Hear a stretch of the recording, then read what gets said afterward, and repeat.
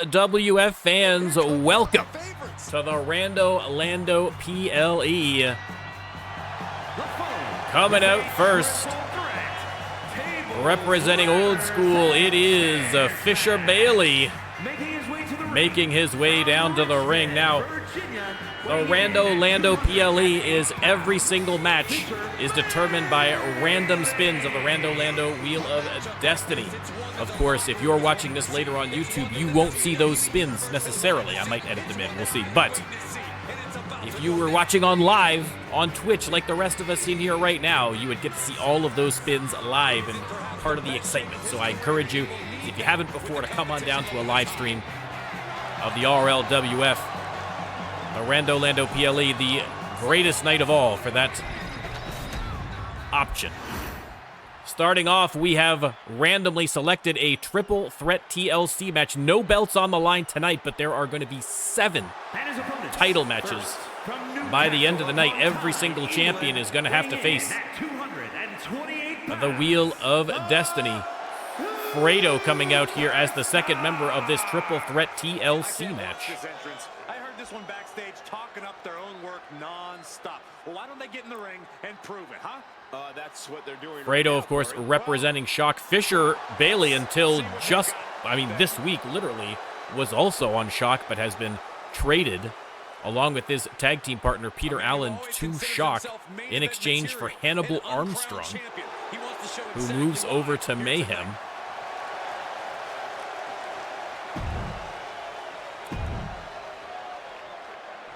And last but certainly not least, it is the great Moz of Oz. From Melbourne, Australia, weighing in. Audio still not working despite the fact that I fixed all of this literally before stream. But that's okay. It's 2K, ladies and gentlemen. It's 2K. We can't expect too much. But who needs music when you've got the great Moz of Oz, of course, with Killer in tow. Killer hoping to be unleashed from the bag at the end of the match, but a tall order with a triple threat TLC match against 2 strong opponents. We're going to have to wait and see who wins. Doesn't matter where or when he's competing. This guy just wants to fight. Let's get to the action. Fisher Bailey versus Fredo versus Moz of Oz. There's the prediction. You son of a bitch. Oh, I'm here. Hey, Fredo with the sub and the perfect timing. Thank you very much, Fredo. Much appreciated. 10-month streak for Fredo. Let's go. Let's go. As always, if you would like to have your very own superstar right there in the ring for all the action, all you have to do is subscribe to the NormCantShoot channel on Twitch, or come hang out with us for a little bit, and once you've got 5,000 channel points, cash them in. If you don't have the game, don't worry, we got you covered. We do custom everything. For this match, Fredo, no belt on the line. This one is just for funsies. Just for funsies. But don't worry, there will be plenty of opportunities for belts tonight. Fisher heading up the ladder, trying to end this one early while Moz and Fredo are preoccupied, but Fredo spots him. Moz, though, interfering. And a great opportunity with Fisher Bailey. This could be a very short match to start open. And Moz finally pulls the ladder from underneath him. Fisher Bailey, nanoseconds away from getting the case. Fredo ejected from the ring forcefully by Moz. And swinging neckbreaker on Fisher Bailey. Moz grabs the ladder, sets it up. Oh no, thought he was going to set it up in the corner. Instead, smashes Fisher Bailey with it, sets it up in the middle of the ring. Here comes the second ladder and Fredo.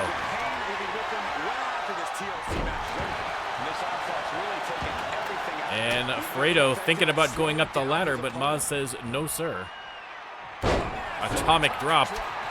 And Fisher going up again. And Moz, not waiting around this time, gets him immediately down from that ladder. But with the distraction, Fredo sneaks up in behind that ladder, that case hanging on by a thread already. But Moz pushes the ladder out from underneath Fredo. to prevent the victory. Fisher has Fredo in the corner and slams him face first into the turnbuckle, turns the attention to Maz, Irish whip. And boom! Beautiful suplex, but Fredo out of the corner like a freight train. Levels him with the clothesline and now going after Maz. Knife edge chops sends Fisher Bailey into the corner, but Fisher trying to reverse, but Fredo just continuing to unload on the veteran. Up and over for the gut wrench suplex.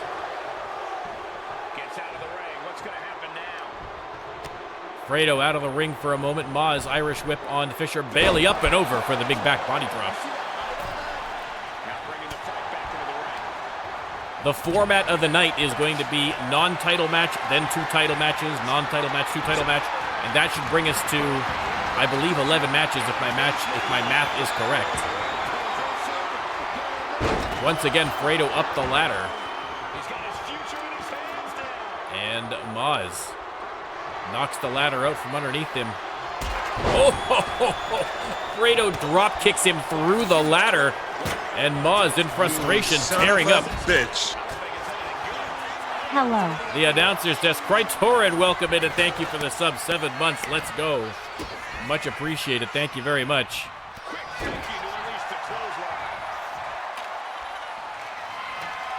Again, that bounty still live from way back in, God, Season 3, Season 2. I don't even remember when we started it, but if you can put an opponent with a finisher through the announce table, you get a title shot. Maz looking to snatch victory here as Fisher Bailey and Fredo distracted. I don't think Fisher Bailey knows Maz is up there. And pays for that mistake as Maz of Oz picks up a win to open up Here is your winner, the Rando Lando PLE-O. And listen, it wouldn't be an RLWF PLE without an appearance from Killer. Peter Jordanson wanting nothing to do with that, and he vacates immediately from the ring. Maz of Oz victorious to open up the Rando Lando PLE.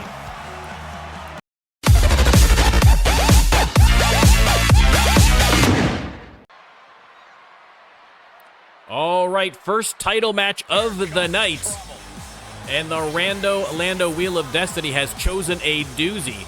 A 6-woman triple threat tornado tag match inside of a Hell in a Cell with the Women's Tag Team Championship belts on the line, and the first challengers, the following contest is Tonga and Mauler, tag team the most hated team in women's sports. and is for the women's. I mean, not sports overall. In the RLWF, certainly. Introducing the challenger. Making their way to the ring. Listen, they would love to get those belts back around their waist. Of course, a Season 1 veteran team. They have been here from the jump. Have had a taste as the tag champions, but definitely would love to walk out of here with the belts around their waists. And you got to think that with a team as dirty, as devious as Tonga and Mauler, that a Hell in a Cell match might be exactly what the doctor ordered. Look who's here. Next up, from Shock, it is the goddess, Bobby. Look at the shrouded in divine light. And her partner, the Spanish assassin, Silencio, making their way past the giant inflatable unicorns to the ring with a shot at glory. We all know how ambitious Bobby in particular is. And coming out of here as tag team champions. Again, these two put together by warring factions in Season 3. One of those factions has gone away and the other faction has gone silent. And so without all that noise, they have been able to concentrate a little more perhaps on their chemistry as a team without having all the infighting amongst their stables. And I think it has paid dividends here in Season 4. And looking for the ultimate payoff here tonight with a victory in a championship match. But in order to get those belts, they are going to have to pry them from the cold, dead hands of the Mutual Admiration Society, Velvet and Victoria Long. Again, they have been fantastic champions. Have had a nice long run, have made several title defenses, but I don't think any tougher than this. A 6-woman triple threat tornado tag inside a Hell in a Cell. And they are, listen, the only thing they are hoping for is to emerge from this match with the belts around their waist. And the only thing the rest of us are hoping for is that someone gets thrown from the top of the cell. I mean, let's be honest. Let's be honest. That is why we are here, but should be an incredible match. That is what is up for grabs, the beautiful Women's Tag Team Championship belts. Let me start the prediction, and you can let me know who you think is coming out on top. Tonga and Mahler, Bobby and Silencio, Velvet and Victoria Long. There's the bell. It is going to be mass pandemonium as 6 women vie for control inside that squared circle, inside that steel cage.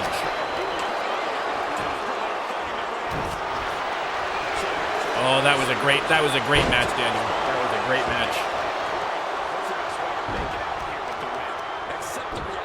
Tonga stepping on the buns of Silencio. Not like that. Not like that. And pulling up. Mahler already ejected from the ring.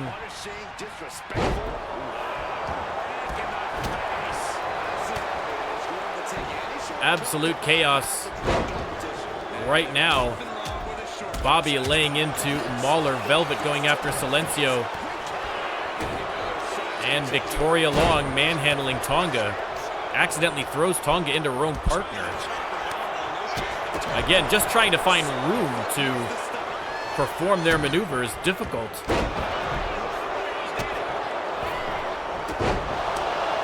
Velvet out of the ring temporarily. Back in now to attack Silencio. Has her up and over for the snap suplex. Another beautiful suplex there from the Mauler. I know. Mike, trust me. I was even looking to see, like, is there... I wonder if there's a mod that can make these thinner. It is the one time where I wish that I was good at doing the hand-controlled camera. Because I could just kind of slip in there and do it, but it's a hot mess when I try it. Axe kick and mule kick from Mahler on Velvet. Again, the Women's Tag Team Championship belts on the line here. Velvet with the springboard to Mahler. Beautifully executed. But Velvet immediately ejected, or sorry, Bobby immediately ejected by Velvet.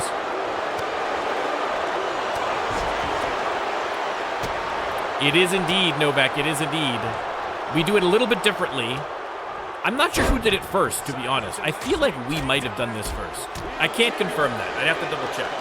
I feel like we did the randomizer pay-per-view first, but I could be wrong. I could be wrong.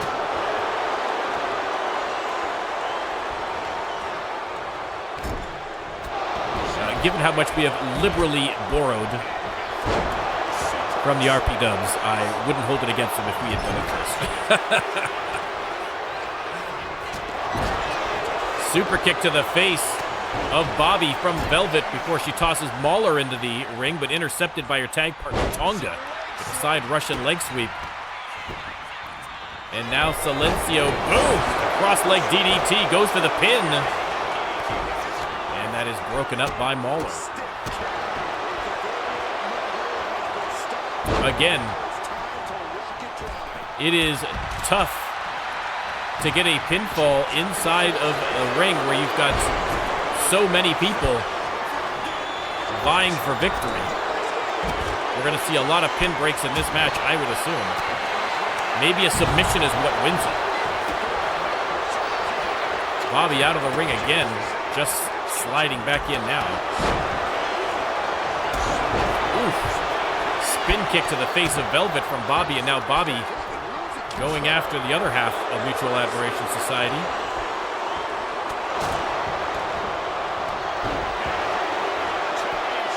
Absolute chaos inside the ring, as to be expected with the belts on the line.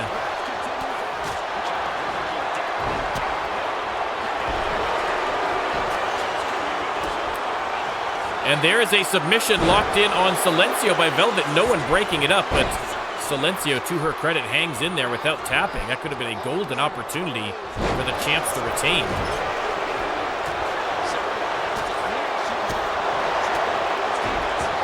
And now Silencio with the stomp on Velvet, and more kicks from Mauler. Bobby with the twisted bob on Tonga from the top rope, doesn't go for the pin. Everything we've witnessed, we are still at a stalemate. Velvet back in the ring and hits Silencio with a big clothesline.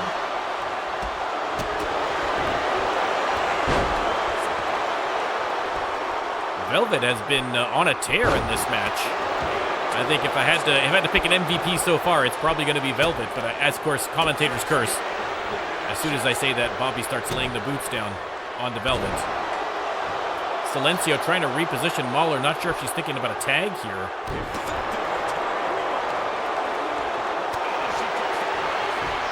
Tonga with a sneaky pin on Bobby, but Victoria Long there to break up the pin immediately. Silencio is going to wrap in another submission hold, this time on Victoria Long. But Long powers her way out of it.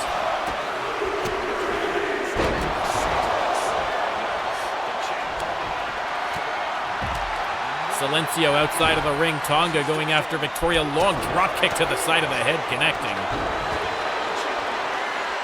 Pinfall from Tonga, broken up by Velvet.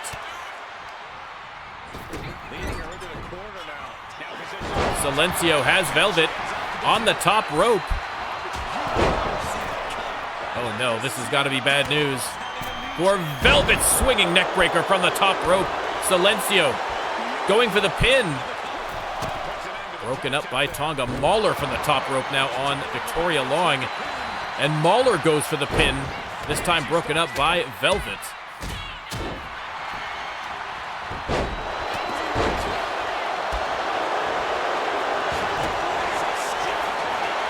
Tonga and Mauler teaming up on Silencio. There's a pinfall on Bobby from Tonga.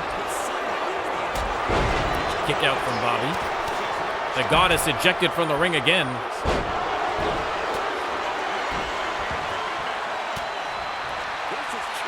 Tonga and Velvet going at it. And now Velvet putting her gluteus maximus to maximal use against Tonga. There's the pin, broken up by Silencio. I really do feel like it's going to probably come down to a submission. I mean, to their credit, none of these ladies seem too interested in taking things outside of the ring and up to the top of the cage, as much as we'd all love to see that from the perspective of winning the belts. Not necessarily the best strategy. Oof, big shoulder breaker there from the Spanish Assassin.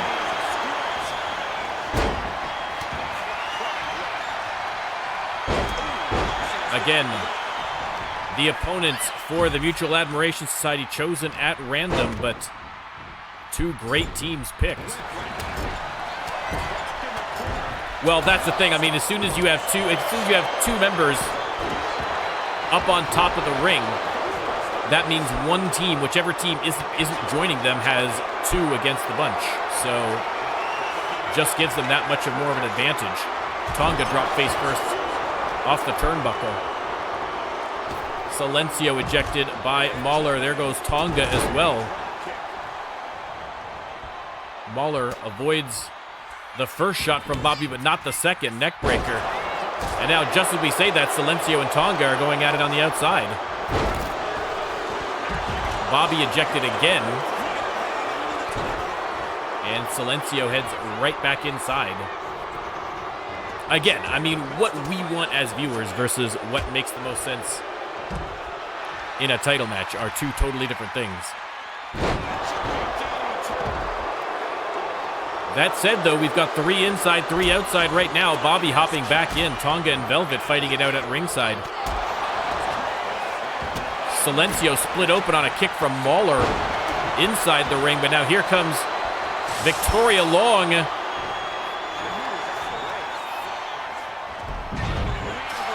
Oof, Tonga smashed face first into the cage, and again.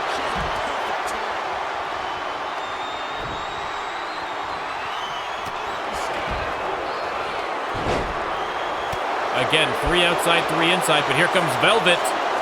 Comes in and locks Bobby into the submission hold. Victoria Long in a submission hold from Silencio, but no taps in either case. Bobby ejected for about the 10th time in this match. Rack attack from Velvet on Silencio. There's the pin from Mauler, and Mauler gets it. I didn't even notice the pin. Tonga and Mauler pulling out the victory, and your new women's tag team champions. And the Rando Lando PLE has its first championship victims. The Mutual Admiration Society, after a great run as champions, have lost the belts to Tonga and Mauler. I have to check the replay to see what exactly Mauler had even done, but Mauler getting the pin, and Tonga and Mauler getting the belts.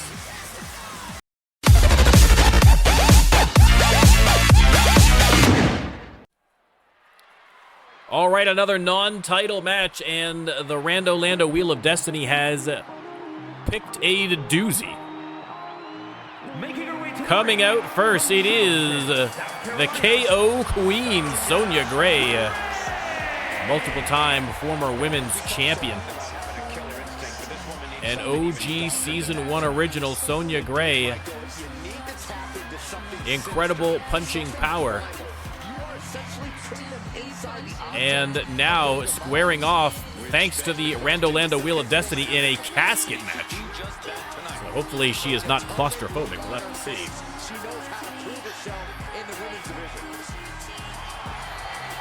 Yeah, exactly, Hydra. I mean, listen, not all family is better than the RLWF. Generally speaking, I would say put your family ahead of watching the RLWF, but like not all your family. You know the members of your family that you're like, yeah, I'd rather watch wrestling. I'd rather watch wrestling. You know who that is. Sonya Gray versus the Great Ossington would be a great match, or them as a tag team, as a mixed tag team would be incredible. And her opponent from Palm Beach, but her opponent tonight, one half of the Stunners, it is a beautiful Becca. Again, the Stunners did not get the call for those women's tag team championships. Just won by Tonga and Mauler, and so why not get into a little singles action, although she may be regretting it if she winds up locked inside of a casket. Sonya Gray versus a beautiful Becca should be a great match, though. Shock versus Mayhem. We'll see if your votes reflect your brand loyalty. We shall see. Beautiful Becca versus the KO Queen, Sonya Gray. There is the prediction. And there is the casket being rolled in. Submissions No pinfall submissions, disqualifications, or countouts. The only way is to get him in that casket and keep that lid closed. It is a lot tougher than it sounds. We have had only a couple of casket matches, really. I remember that classic match between Yuv and Malik is the first one that pops to mind. I think we might have had one other, but a rare occurrence here in the RLWF, but thanks to the Rando Lando Wheel of Destiny, we've got it tonight. Sonya sends Becca into the corner, follows up with a big knee. Again, Sonya Gray, a multiple-time women's champion. And, of course, beautiful Becca, one half of the Stunners, a legendary women's tag team, and now slammed on top of the casket. And kicked to ringside. No countouts, no disqualifications. This could get ugly. Well, I mean, in a match where you're trying to lock someone into a casket, you would think that by definition it's going to be at least a little ugly. But this one could be particularly ugly, is what I'm trying to say.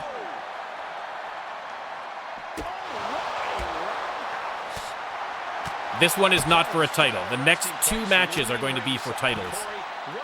This one is just for fun. Just for gits and shiggles. Fight or flight feeling. The mental torment and a vision of a casket lid shutting on you is going to be hard to shake. Sonya Gray, oh no. Apropos for a casket match, she's brought out a shovel, but beautiful Becca gets to her before she gets a chance to use it.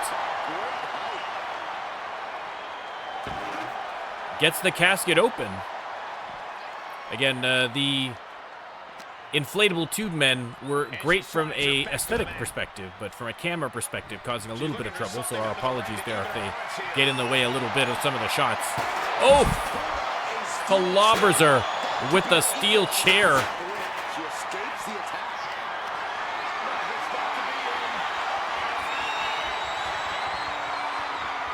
And Becca tosses her up and over into the casket, trying to end this match early, but can she get the lid shut? No, sirree, Bob. Thankfully, goes under the ropes and into the ring. Yeah, I probably should have done that, Mike. But listen, it's all right. We got all night. We got all night. You can see that each strike drained their opponent's energy. Casket is open. Sonya Gray laying the boots to beautiful Becca. Now top rope. And, oh, I thought she was going to miss, but caught her with the elbow. You can see Becca a little distraught over that one, apparently. Sonya's got that shovel again, but once again, Becca gets to her first, unloading with a big combination, and once again, Sonya Gray slammed into that casket. Up and over, and Becca's going to try again to get that lid closed.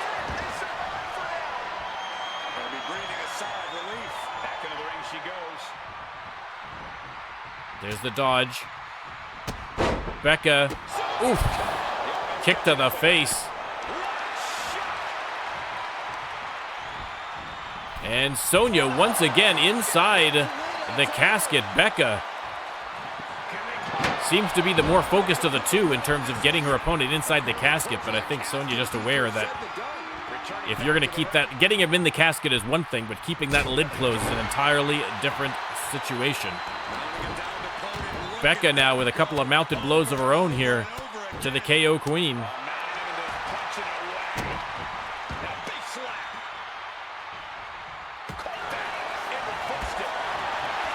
And it's Sonya with the eat defeat, and when you look at the size of those heels, that has got to be extra painful for beautiful Becca.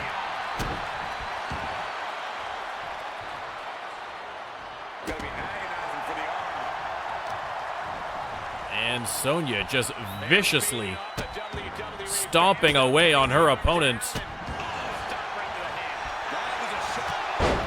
Big clothesline from Becca. Becca fired up here, feeding off the energy of the crowd.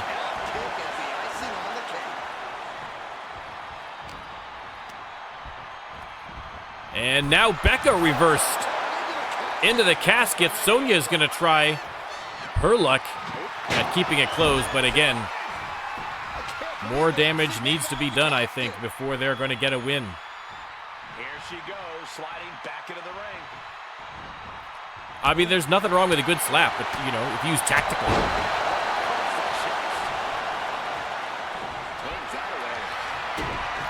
Oh, Becca trying for the stunner, and Sonya in absolute desperation hits the reversal, and now, boom, hits the Yokozuka cutter.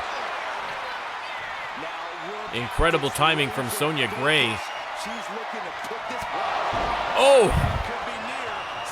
Talk about knockout power. Just straight leveled her with the right hand, tossed her in the casket. That might actually be enough to do it. Becca fighting back, though, and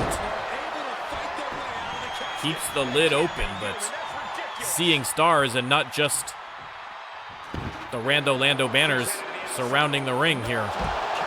Spear from the KO Queen, trying to keep the pressure up.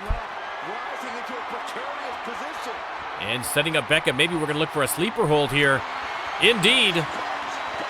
A lot easier to keep them in a casket when they're unconscious. And Becca fading. Rolls out, but she is out of it right now. Fighting back, though, on probably mostly muscle memory at this point, but drop kick from behind.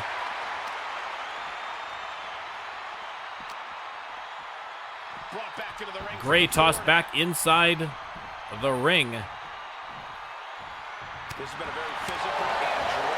And now Gray on the attack. Big knee to the face.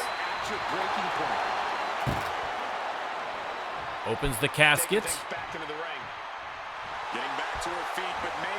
And Sonya telling Becca to get to her feet. Becca with a couple of well-placed elbows trying to create some distance. Sends Sonya into the corner.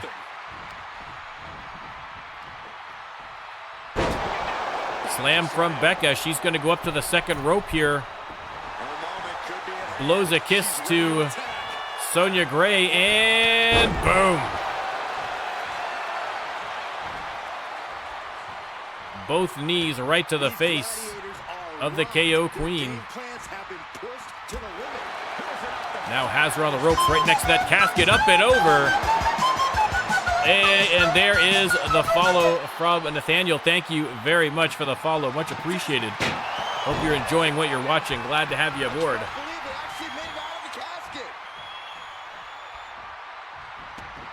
She's headed outside now. Becca and Sonya are going to meet outside. On the ramp now. RLWF fans getting a good look there. Slams Becca into the casket, and then Sonya heads right back into the ring. Waits for her opponent. And Becca, side Russian leg sweep. And a couple of punches to boots. This is getting a little testy. A little testy.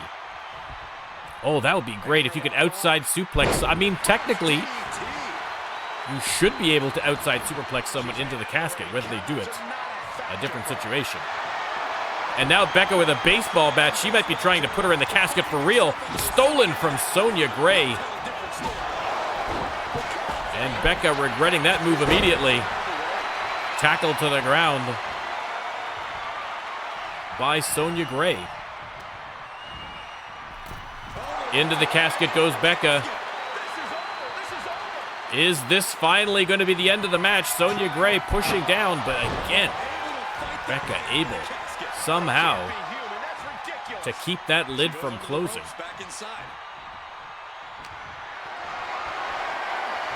Sonya has her up, bringing her to the corner, but Becca fights back with elbows.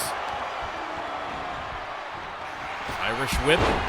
Low drop kick from Sonya, kicks the legs out from underneath her, grabs that baseball bat, and goes to work again. Oh my goodness. Repeatedly striking the left arm of beautiful Becca. You can see she is in a lot of pain right now. And more to come because here comes another sleeper hold. Locked in here from Sonya Gray. And Becca tapping, but of course submissions don't mean a thing in this match. But Sonya dragging her to the casket could be a signal that it is time. And again, I mean, I think this is a great idea from Sonya, just continually wearing her down with the sleeper holds. And look, she is out. She is out like a light. All Sonya has to do now. Oh, Superman punch. Oh my goodness. Oh my goodness. Sonya heaves her into the casket, and surely now, this could very well be the end for beautiful Becca. Sonya pushing with all her might, using two hands, and that is it. The KO Queen, Sonya Gray, gets the victory in the casket match over beautiful Becca.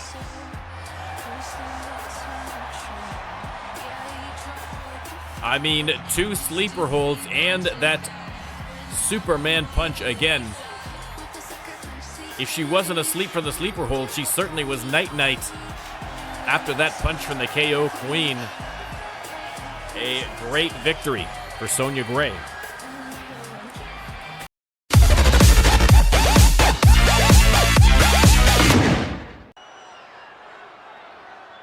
All right, the Rando Lando Wheel of Destiny has served up a doozy for us. We have the Shock Tag Team Championships on the line, and it is going to be an 8-man, 4-way ladder match with the Shock Tag Team Championships on the line. Coming out first, it is Krytorin. Again, we have a lot of makeshift teams thrown together in here by random chance by the Rando Lando Wheel of Destiny, but we have seen greatness from those kinds of happenings before. The American Nightmares and Old Norse, of course, both starting out as tag teams thrown together randomly by the Rando Lando Wheel of Destiny. And maybe the next great team maybe emerging tonight, Krytorin. Let's see who his tag team partner is going to be. Here we go, guys. Oh, ladies and gentlemen, none other than Juve. Now, we just saw Juve going for the World Championship yesterday on Shock. And Braden Storm, your world champion, was bad-mouthing Juve quite a bit leading up to and certainly after the match. And Krytorin, ironically, one of the superstars who was loudest in his defense of Juve against Braden. And so, perhaps karma, perhaps kismet, that these two are thrown together as a tag team. I mean, that could be a great tag team. Juve and Krytorin, that could be a great tag team.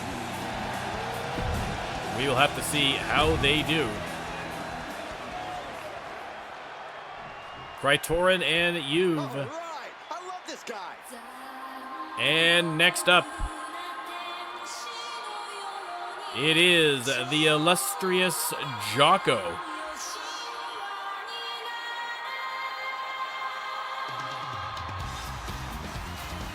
The illustrious Jocko making his way to the stage. There are so many superstars who spent months, years without getting a championship. And again, Jocko does not have a normal tag team. I mean, you might argue THP, but THP is an MIA. But even then, I mean, tenuous at best to describe them as tag team partners. And so, the Rando Lando Wheel of Destiny has chosen. It's great to see the... it is great to see this incredible entrance spread all over the arena.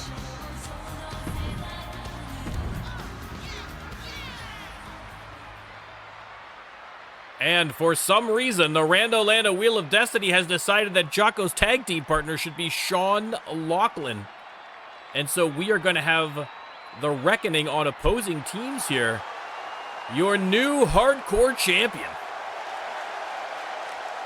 Sean Lachlan. We are going to be seeing him at least one other time tonight once the hardcore championship is to be defended.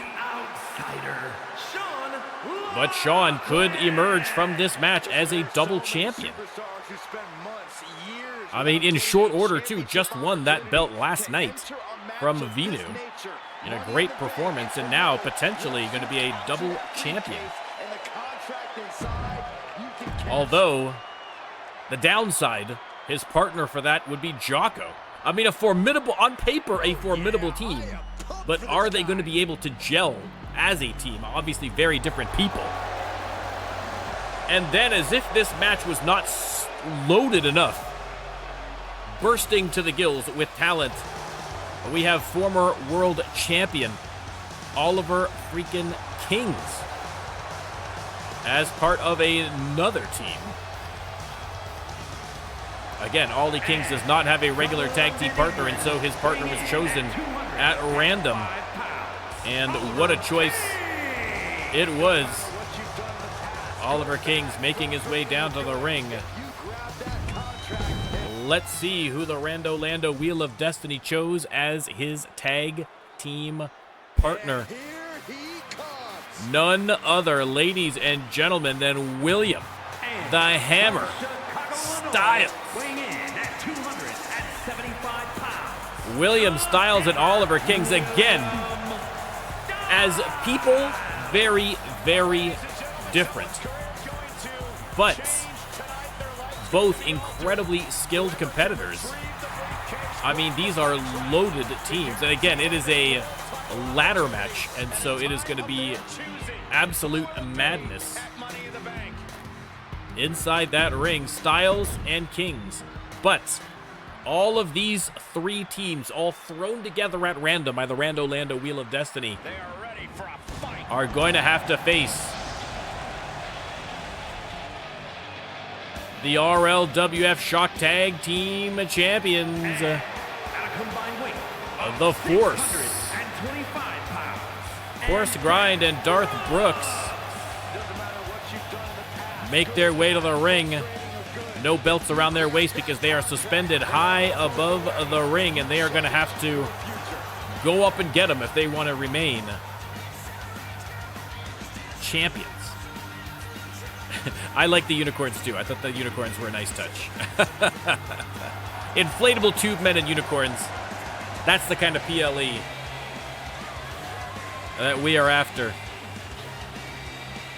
Force Grind and Darth Brooks, the Force, looking to defend their belts. That is what is up for grabs, the Shock Tag Team Championship belts. Let me start the prediction.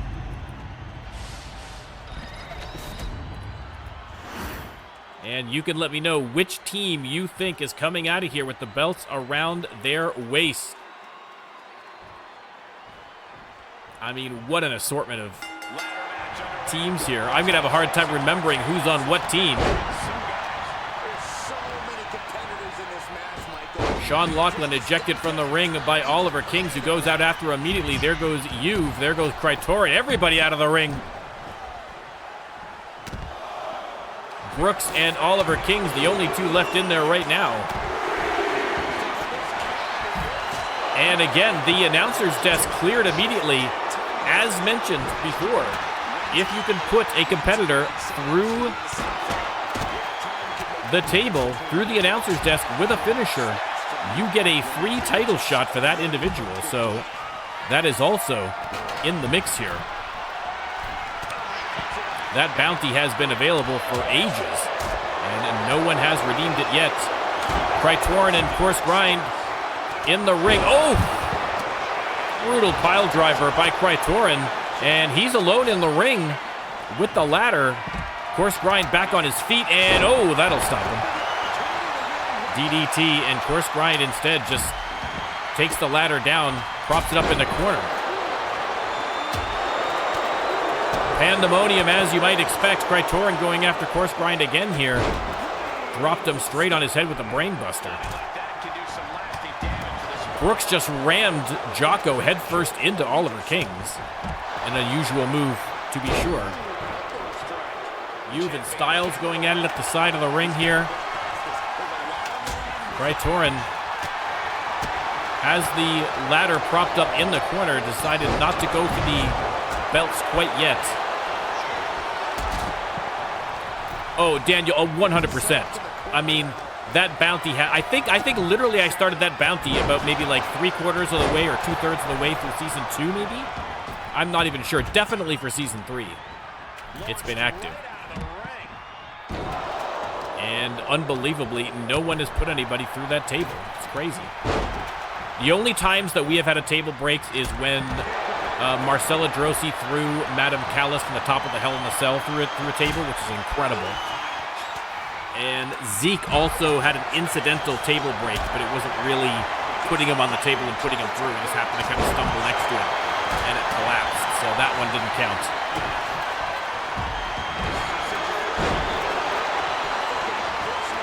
That's the only bounty we've had. That's the only one we have had. It's the only thing that we want to see is someone put through an announce table. But so far, we have not had it happen.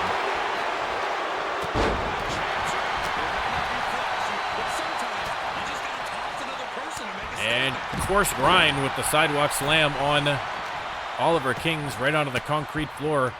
Styles. And Juve going at it. Juve with a big spine buster. Brutal.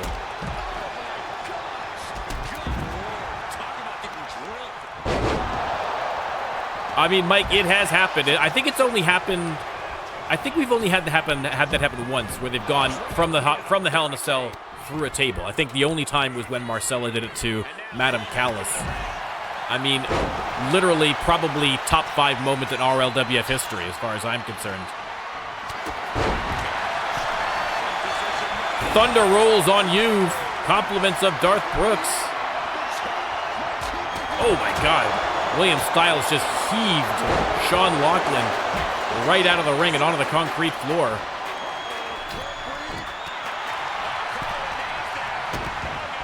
Course grind working over William Styles inside the ring. No one super interested in going for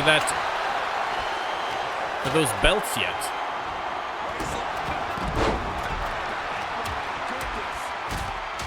Jocko and Darth Brooks going at it in front of the announcer's desk. Course grind ejected by William Styles. He's going out after him. Jocko's got a chair. He's targeting Juve and kapow! Right in the noggin. In the ring now, Sean Loughlin getting a little leg workout. Compliments of Krytorin before suplexing him onto the ladder.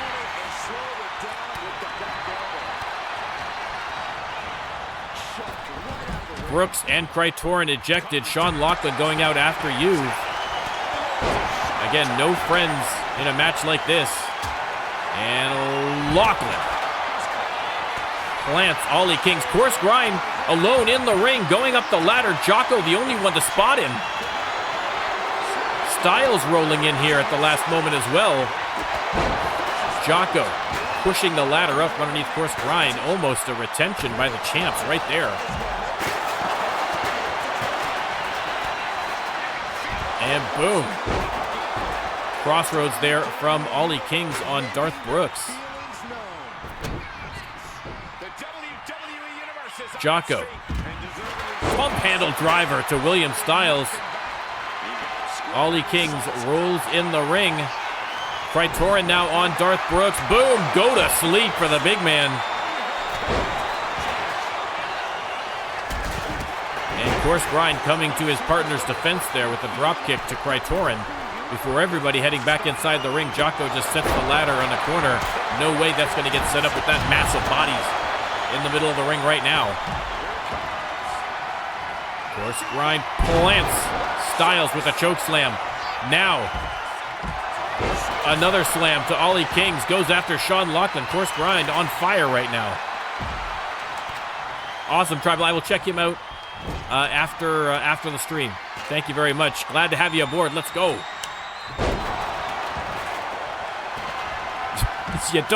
Yeah, please no one die during a PLE, please. If you must die, at least do it during a regular show.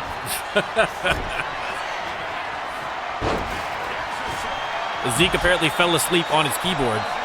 Head down straight onto the keyboard, random keys being pushed. So everyone talk quietly so we don't wake up Zeke.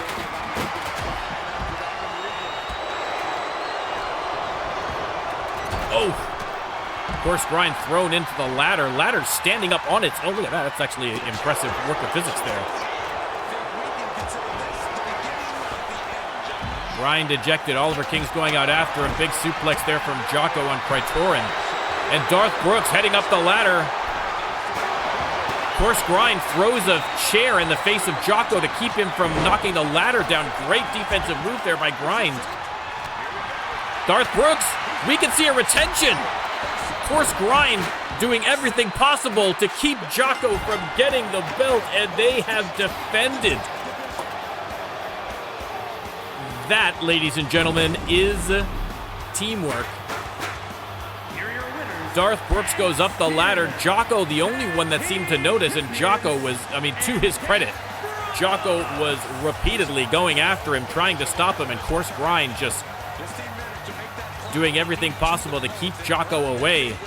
And just like that, even in the face of an 8-man ladder match, the Force retaining the Shock Tag Team belts. What a match and what a victory from the champs.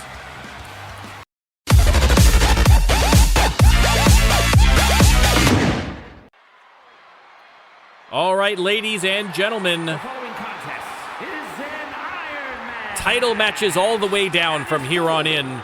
We had a little flub with the numbers, Championship. but it is going to be all title matches from here on in. And right now we have the Hardcore Championship up for grabs in a 1v1 Iron Man match. Sean Lachlan versus the Ninja. A golden opportunity for the Ninja to get a belt back around his waist. Of course, a former world champion. I believe this will be his first time holding the Hardcore Championship belt if he's able to pull it off.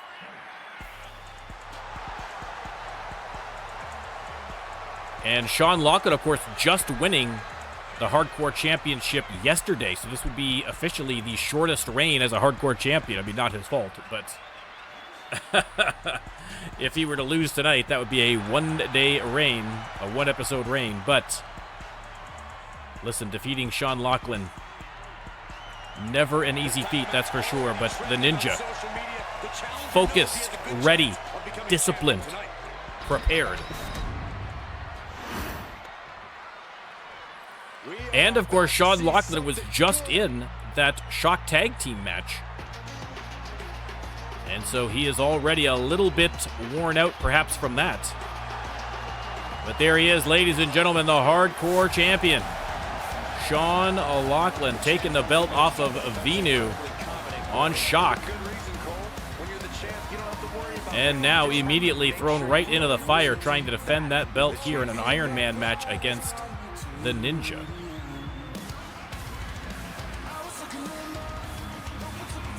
One times Twitch, one times World. Okay, I thought so. I didn't think you had the Hardcore. Sean Lachlan versus the Ninja for the Hardcore Championship in a Iron Man match. I'm probably going to need to... I got to see where the placement of the timer is. I might need to move my big fat Irish head, but we'll see. We will see. Let me start the prediction. You can let me know who you think is winning this match. This is going to be a tough one. We're all involved.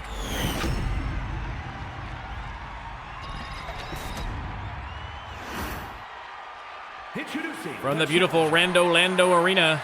from New York, weighing in at 228 pounds. It says New York. I swear to God, I have changed that 6 or 7 times. He is from Japan. And why the announcer continues to read Japan as New York, I have no idea. But he is very definitely from Japan. I will try to change it again, but it probably will not work. The announcer, again, as we've mentioned before, the announcer is like the owner's nephew. a little, I don't want to say too much because it's the owner, but listen. Not the sharpest knife in the drawer. Let's put it that way. Let's put it that way. Hardcore Championship up for grabs in an Iron Man match. 15 minutes and the most pinfalls and submissions on a tie. The belt does not transfer. So Juve has to not just beat him, but he has to get more pinfalls and submissions than Sean Lachlan. I am going to need to move my head out of the way. Let me see if I can find the correct camera here. Bear with me 1 second.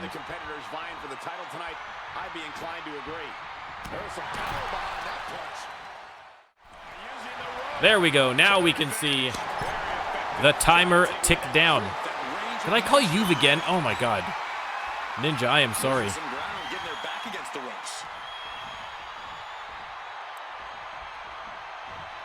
The Rando Lando has already scrambled my brain. We are only at match 4 or 5.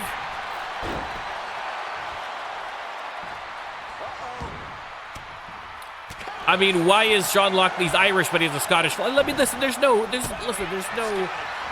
reason he can't have solidarity. Solidarity with the Scottish brothers. I mean, I think that's perfectly reasonable.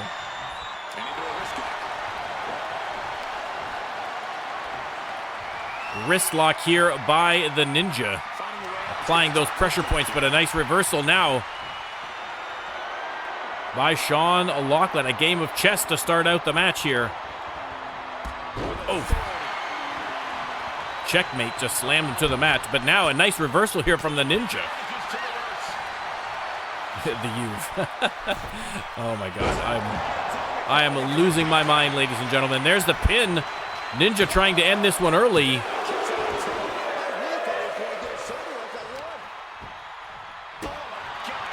Sharp kick to the back. And the Ninja unloading on Sean Lachlan. There's the suplex. 13 minutes to go. Plenty of time. Ninja from the top rope waiting for Sean Lachlan. And, oh! Vicious kick to the face. And Ninja going right back up. And beautiful shooting star press. And the Ninja giving it all he's got here in the early going. Setting him up out of the corner. And kabam! Boot to the face. Leg hook. We might see the first pinfall already. No, 2 count only. 2 count only. Counter from Lachlan. Irish whip. And, oh, is that a headbutt or just a shoulder block? I'm not really sure from this angle, but the result the same. And now Lachlan. Again, obviously has the strength advantage over the Ninja, but the Ninja fast, agile, skilled. But, oh!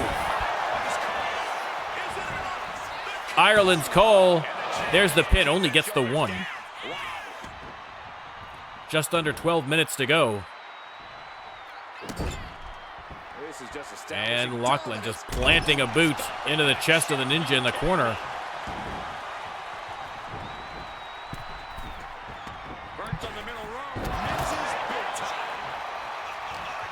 Ooh, had to sneeze there, sorry. Off the ropes. Nice dodge from Lachlan. Attacking the left leg and now trying to lift him, but a great counter there from the Ninja. Counter from Lachlan. This is a great match. Again, with the Hardcore Championship on the line. Both men looking for an edge.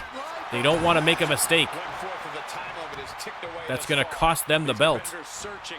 Off the ropes and, oh! Drives the elbows right into the head. But, oh, the Ninja back up off the mat. Kick to the face. And now driving the knee right into the logo. Ninja going top rope again. And hits it.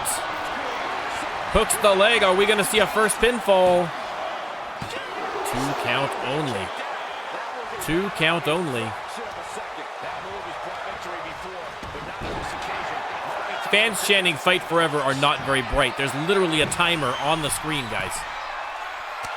There's a timer on the screen. It's clearly not forever, unless they're being ironic. Oh, another flying shoulder tackle from the top rope. Lachlan goes for the pin. Only a 1. Unbelievable display of will in the late stages of this matchup. And boom. Oh, my goodness. Devastating power of Sean Lachlan on display there.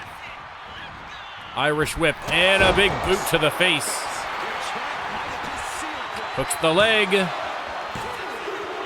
1, 2, 3.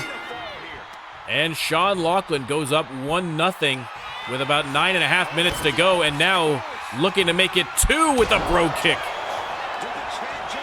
And that might be up 2 already. 1, 2, 3, and it is 2-0 Sean Lachlan, the Ninja. Oh, Superman punch out of nowhere. The Ninja not giving up. Top rope again, and oh, nobody home that time. Sean Lachlan gets out of the way. Again, 9 minutes to go, still plenty of time to make it up, but always tougher being 2 behind.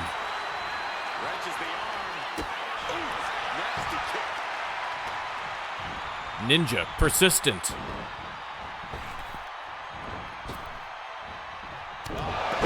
Pop-up right-hander. Pinfall again. Again, he's trying to at least get to within 1 here. But another kick out from Lachlan. Springboard connects. And Lachlan on the apron. And the Ninja. Vicious strikes to the chest here. The fans counting it off. Gets in 10, and Sean Lachlan falls face first to the concrete floor. Ninja tossed into the barricade. Referee starts the count. Again, a countout will still count as the equivalent of a pinfall or submission, I believe. I'm not sure that we've had one of those in an Iron Man match before. I can't recall. We must have at some point.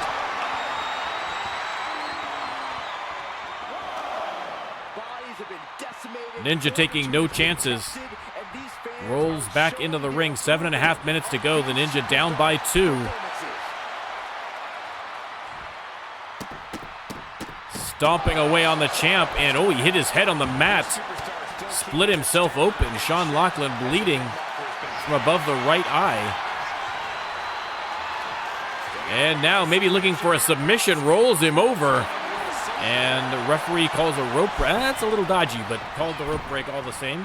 He's looking to take things to the outside now, bringing this back into the ring. Everyone finally decides to head back inside the ring. And the Ninja immediately tosses Lachlan to the apron. Lachlan fights his way back in. Dodges a kick. Drags Ninja to the corner, face first into the turnbuckle. And unloading with a series of uppercuts. Coast to coast into the corner, follows up with another uppercut and another coast to coast coming his way. And the Ninja on rubber legs right now, and boom, the drop kick. Finally puts him out of his misery, sends him down to the mat. But Lachlan not done with him yet. Has him up. And boom, vicious slam to the mat.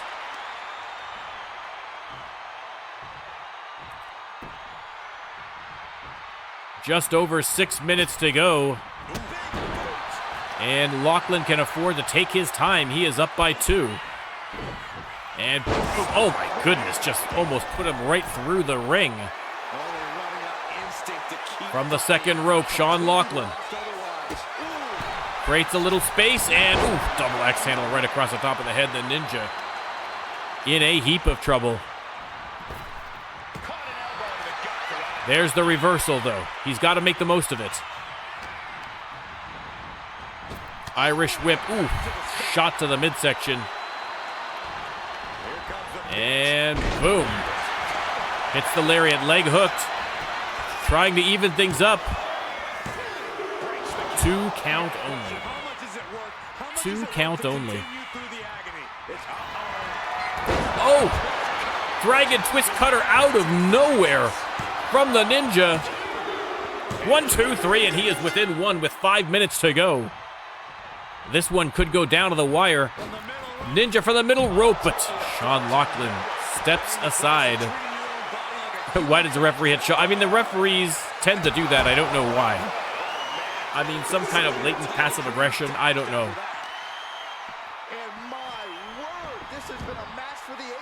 Back inside the ring again. Sean Lachlan up by 1. The Ninja not only has to tie him, but he's got to go 1 up if he wants to win that championship belt. A draw is not going to get him the Hardcore Championship. Sean Lachlan trying to go back up by 2, but the Ninja gets the shoulder up. Sean Lachlan shocked. Thought he had another 3 count. Irish whip, and dodges the big boot. Float over neckbreaker from the Ninja. What a move. Ninja puts the boots to Sean Lachlan, and now the most electrifying move in sports entertainment. Ladies and gentlemen, it wouldn't be a PLE without the overly long wrist lock.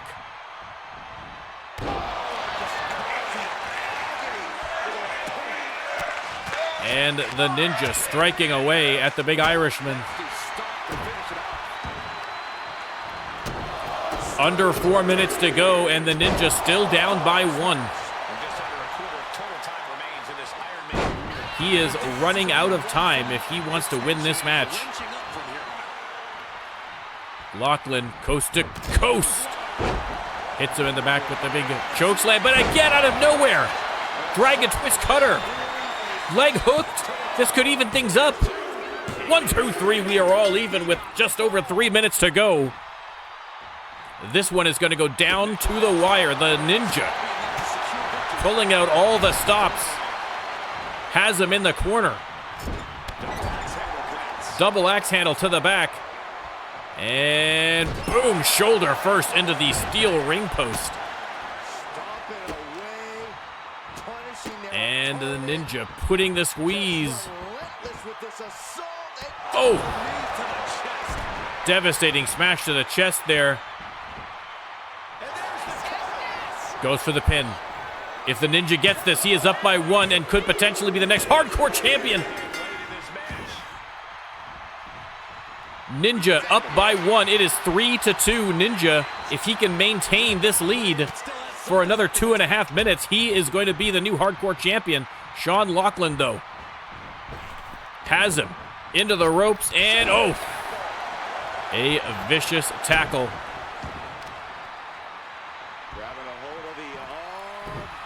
Hip drop on the shoulder. Sean Lachlan has got to get a pinfall or submission soon. It is 2 minutes to go, and boom, that'll certainly help.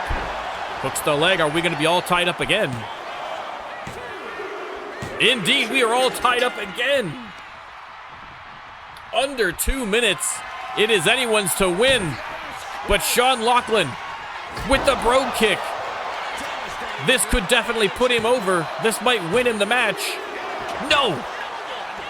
The Ninja gets the shoulder up. 1.5 minutes left. Again, if it is a tie, the Ninja does not get the belt. He needs to get a pinfall or submission in the next 1.5 minutes.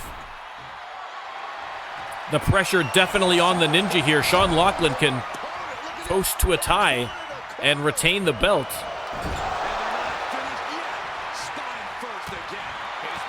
But Sean Lachlan, not one to rest on his laurels. He's coming at the Ninja full force. Now the Ninja up and over.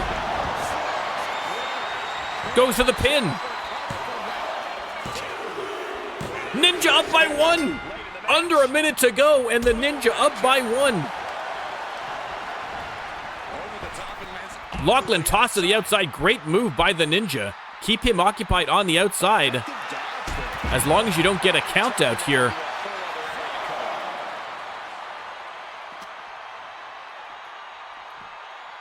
Lachlan wisely throwing Ninja back into the ring immediately. He's got 30 seconds to tie this up. An absolute nail-biter. Sean Lachlan pounding away on the Ninja. The Ninja desperately trying to hang in there for another 20 seconds. Sean Lachlan. Top rope. He has not got time for this. Out of the way, Ninja. And that's got to be it. That has got to be it. 2, 1, and ladies and gentlemen, your new hardcore champion, the Ninja, and an absolute nail-biter. I mean, that is shocking. I thought when Sean went up 2-0 early, that was going to be curtains for the Ninja. But a series of comebacks later, and that man, ladies and gentlemen, compliments of the Rando Lando Wheel of Destiny, is your new hardcore champion.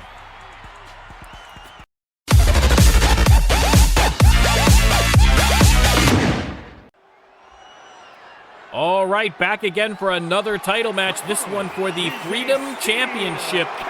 You can see the steel cage suspended above the ring. We are going to have a 1v1 steel cage match with the Freedom Championship on the line.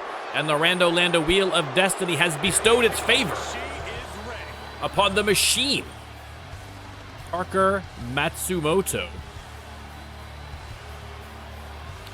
Let's go. Let's go. I should give you a title shot for that, sir. I'm not going to. Don't ever get mad at me. I'm not going to.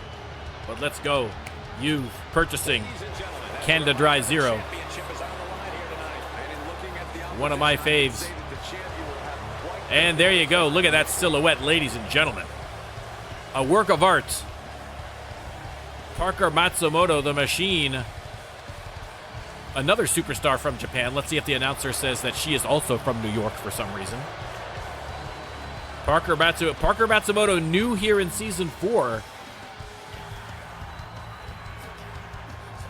I mean, listen. Obviously, the physical assets, obvious. I mean, an absolute beast in the gym, and that pays dividends here in the ring. But were it not a Rando Lando match, I don't know that she would be granted a title shot against someone like Penny Haps, but that is what the Rando Lando is all about. That is what the Rando Lando is all about, baby. Anyone at any time can become a champion on this PLE. And Parker Matsumoto looking to make the most of her opportunity, but unfortunately for her, she is up against one of the most dominant champions we have seen in women's wrestling. I think were it not for Marcella Drossi, I think it would be a clear victory for Penny Haps, but both dominant on their respective brands. Penny Haps just defending her belt last night. So again, that might work in Parker Matsumoto's favor. A brutal match on Shock last night between Penny Haps and the Punk Princess, Amy Stevens. Penny coming out victorious, but is she 100%? Is she 100% here at the PLE, squaring off against Parker Matsumoto? We will have to find out shortly. And again, a steel cage match, just making it all the more difficult. But listen, hard to bet against the great Penny Haps in a championship match.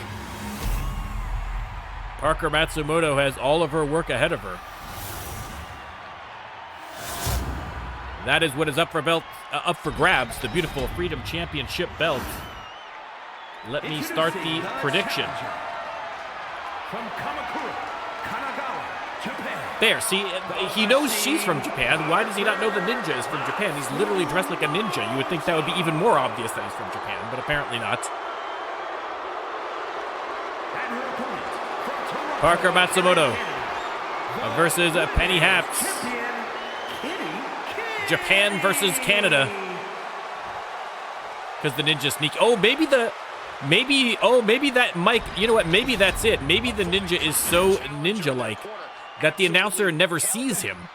And so he's like, I don't know who this guy is. I've never seen him before. I'll just say he's from New York, maybe? I have no idea. I don't know. I'm just guessing. That's a possibility. That's a possibility. I never hadn't considered that, but that's entirely possible.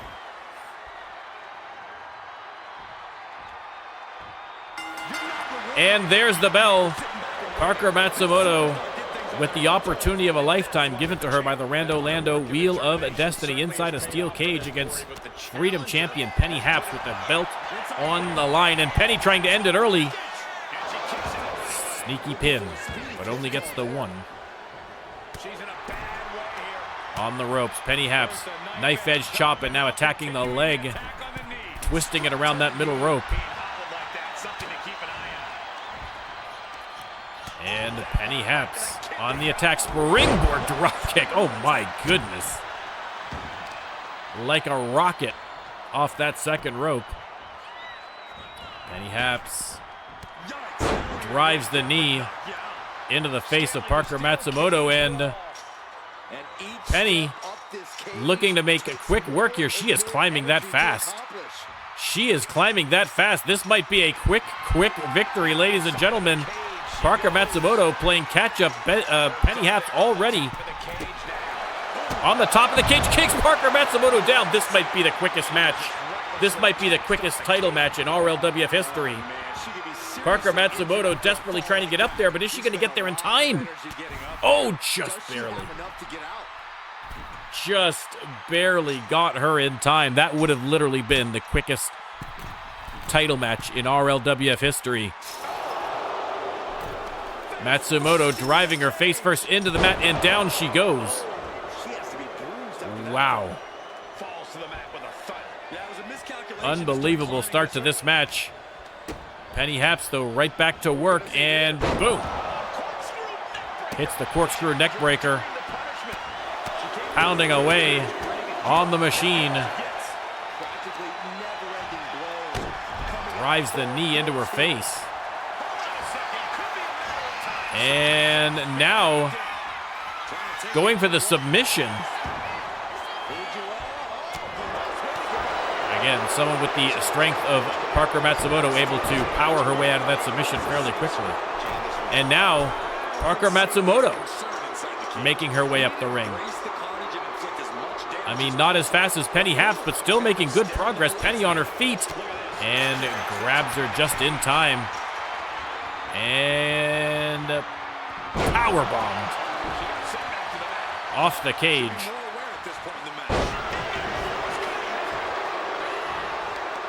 Matsumoto grabs the leg and just hurls her into the corner. Off the ropes, hits the elbow. Counter from Haps. Freedom Championship on the line. Spanish fly, leg hooked. Only a one. Only a one.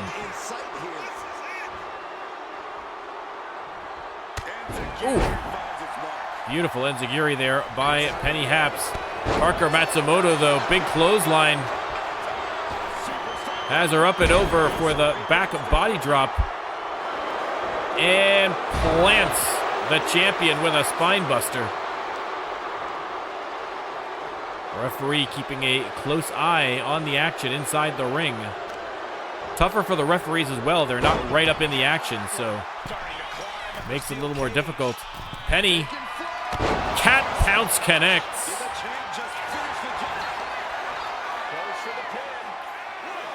There's the pin. Oh. Goes to the girl in black and black is your Freedom Champion, Penny Haps. You could not choose a better superstar to root for. She is the most dominant Freedom Champion I think that we have had in RLWF history.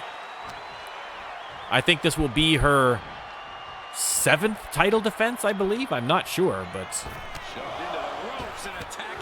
Krytorin with the unbelievable emote. And Matsumoto with a counter out of the corner. She has got to get something going. Penny has dominated for most of this match so far. 7th. Oh, my goodness. Unbelievable. Knocks her down, and Penny looking to escape again. There you go. One of each, Criterion. And Penny at the top of the cage, and Parker still flat on her back, and it seems all but a certainty that Penny Haps is going to retain her Freedom Championship belt. I mean, a golden opportunity for Parker Matsumoto, but she is not quite on that level yet. Your Freedom Champion, Penny Haps, 2 title defenses in 2 nights. The legend of Penny Haps just continues to grow larger and larger with each and every victory. She is pumped up, as are the fans. What a win for Penny Haps.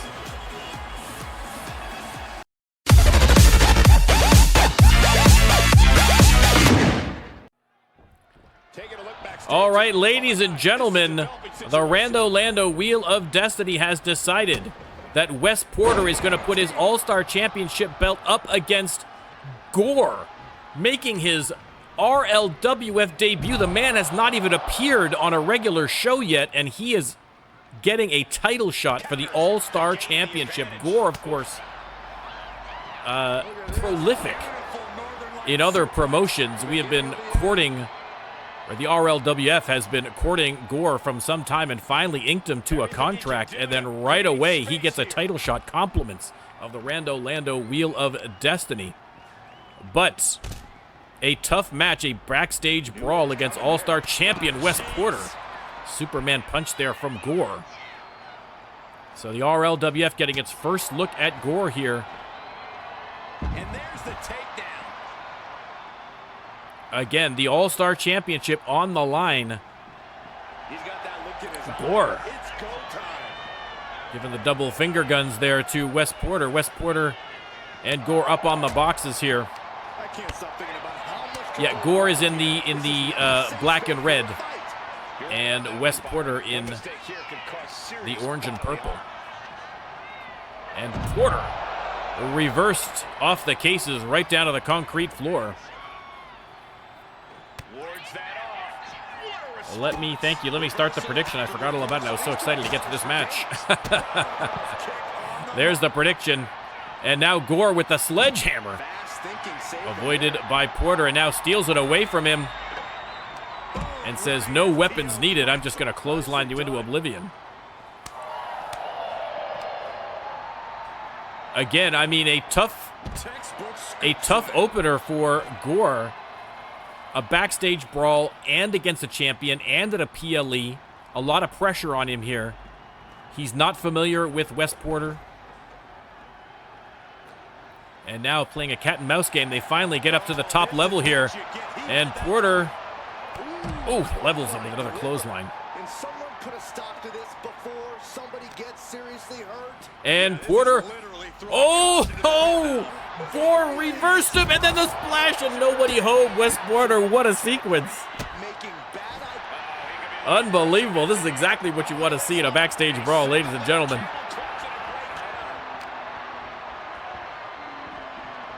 And Porter again unceremoniously tossed off the cases.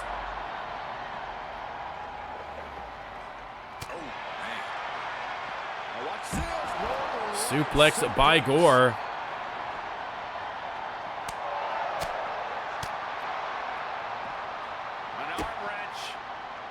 Oh, DDT onto the concrete floor. Again, where wins come by knockouts, those headshots, you got to be awfully careful. It is going to be up to the referee to decide when this match stops. So hopefully we're not going to have any kind of controversy there. But Porter tosses Gore inside that ring. No ropes, just bare ring posts. And once again, Gore not showing the champ much respect. And Porter making him pay for it. And slammed all the way down to the concrete floor.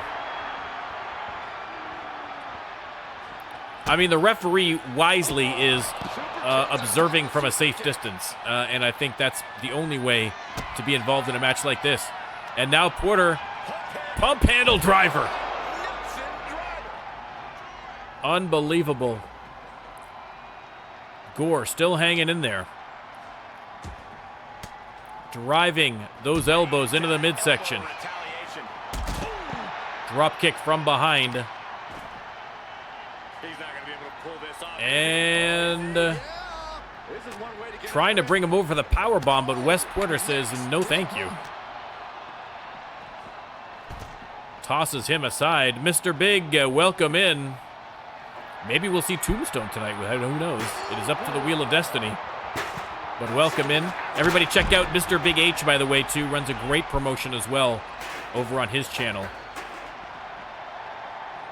If you want to see, like, actual good commentary, go over and watch Mr. Big. If you're sick of my nonsense, go see Mr. Big.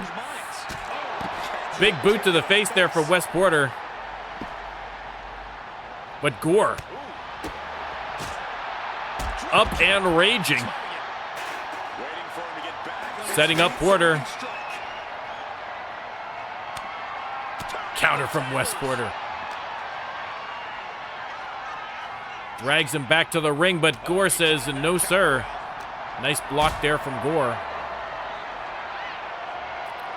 Has him up and powerbombed right back into the ring, but a kick to the face from Wes Porter.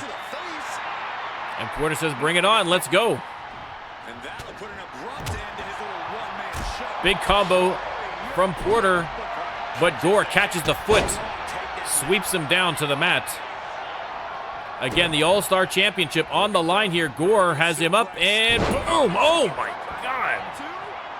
A vicious power bomb. Good Lord. And Gore looks like he might wait for his opponent to get up, but got a little impatient, I think. Back in the ring. And Wes Porter hanging on. Oof. Gore gives him that last little nudge out of the ring.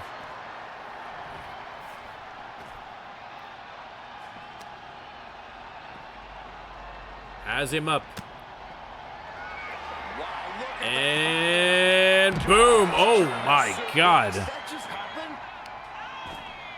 Gore showing the kind of brutality that he has been famous for. Power bombs him back into the ring again.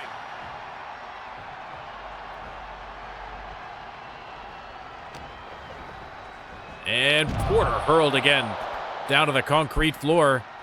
All-Star Championship on the line, and Gore trying to win a championship belt in his debut match. Unprecedented in the history of the RLWF.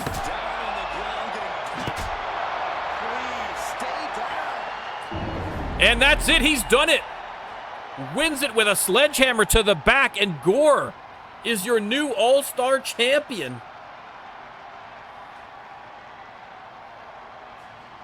An absolute first in RLWF history. A Raw rookie coming in their opening match. Again, would not have got an opening match at a PLE. Absolutely not. Not a title match, certainly. Except for the Rando Lando PLE, where all matches are random. Unbelievable. What a debut for Gore. Man, oh man, what a match. What a victory.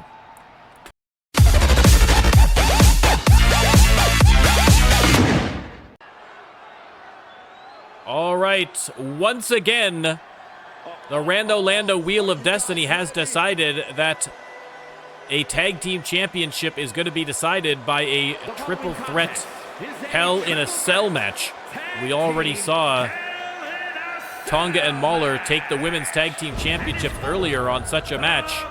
And now the Mayhem tag team championship up for grabs. Coming out first, it is Azriel, chosen at random by the Rando Lando Wheel of Destiny.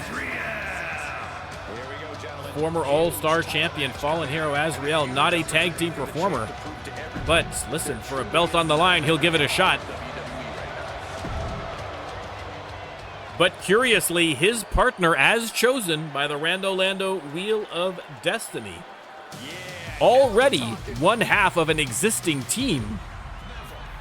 But now, forced by the wheel, it is Saul Navarro from the Lucha family. Saul, normally tag team partners with Jesus Cruz. But not tonight. It is going to be Saul Navarro and Azrael as a tag team, potentially coming out of here as tag team champions. And then, of course, if Saul Navarro wins the Mayhem Tag Team Championship with Azrael, what does that do to the dynamic between he and Jesus? Can they still operate as a team? How is that going to function with Saul and Azrael? I mean, it's a whole mess. But we have seen it before, ladies and gentlemen. We have seen it before. It happened with Old Norse back in the day. Vam Heifer got paired with Peter Allen from Old School while he was still a member of Old School, and they became tag team champions on a Rando Lando PLE. And that formed Old Norse, the original incarnation of Old Norse. Went through a few changes. So who knows, ladies and gentlemen? We'll have to wait and see. Saul Navarro and Azrael, the first team.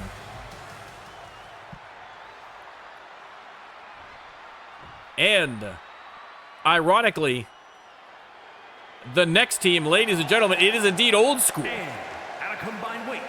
What is it with Old School and these Rando Lando PLEs? We already saw Fisher Bailey in a non-title match earlier.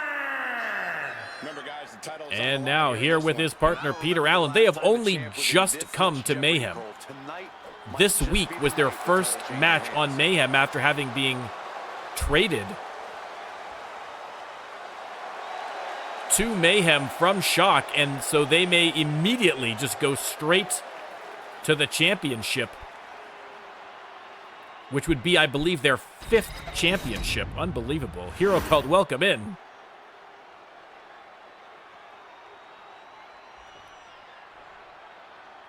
But they are all going to have to beat the champions, ladies and gentlemen. And what exemplary champions they have been over on Mayhem. It is Smash Sanchez and the Puerto Rican assassin, Freddy Gonzalez. Freddy Gonzalez technically a double champion right now, as he just won the Twitch championship. So I guess the consolation for Freddy Gonzalez that even if they lose tonight, he's still a champion. He's still a champion. Corey, what do you think of the champ's chances here tonight? I love him. I'm not like everybody else, Cole. Freddy Gonzalez and Smash Sanchez, armed and dangerous, have been absolutely exemplary and looking to notch another title defense tonight. Again, I mean, the advantage they have over, say, Azrael and Saul is that Azrael and Saul are not normally a tag team, and so there's going to be some disconnection there. But I think what they're really afraid of is Old School. Old School, one of, objectively, the best tag teams in RLWF history, certainly the winningest when it comes to championships. And so I feel like that is who Armed and Dangerous are really going to be concerned about here. There's the cage lowering. Azrael and Saul Navarro versus Old School versus Armed and Dangerous. Compliments of the Rando Lando Wheel of Destiny. There is the prediction. And again, all of this locked inside a Hell in a Cell with the Mayhem Tag Team Championship belts up for grabs. Freddy fighting Azrael on the outside. And Saul Navarro, oh my goodness, starting things off with a bang against Smash Sanchez. Ooh, Freddy tossed face first into the cage. And again, Freddy between a rock and a hard place here, as Azrael and Fisher Bailey taking advantage of the champ here. Have him trapped on the outside. Meanwhile, Saul Navarro taking care of business inside the ring. Fisher finally decides to come back in and help out his partner. And Azriel and Freddie continuing to go at it. Fisher from the top rope misses with the knee.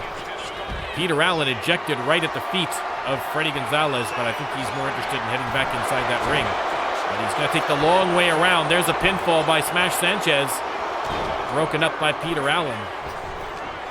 And Navarro rolls out of the ring. Freddie still stalking his way on the outside, finally getting back inside. No rush for Freddie Gonzalez, the double champ. Arm drag on Peter Allen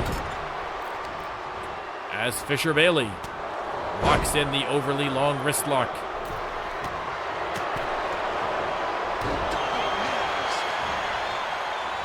Peter Allen perched on that top rope and misses on the diving attack to Saul Navarro.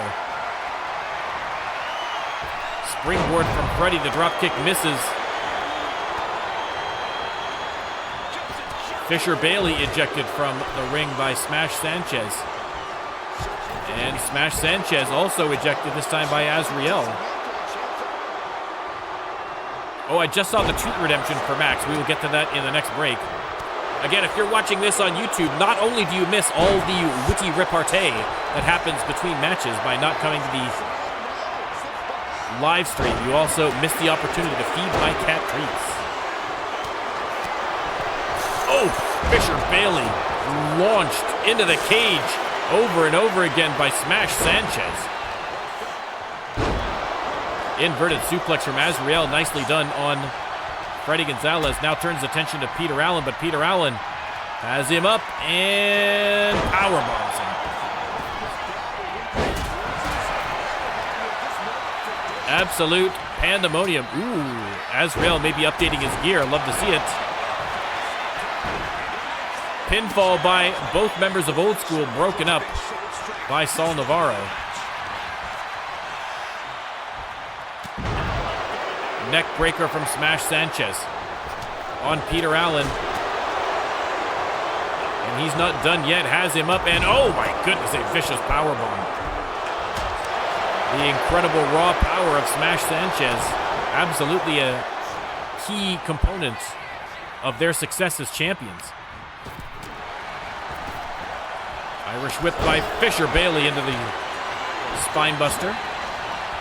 Azriel sent to the corner, and now Freddie getting double teamed here by Old School.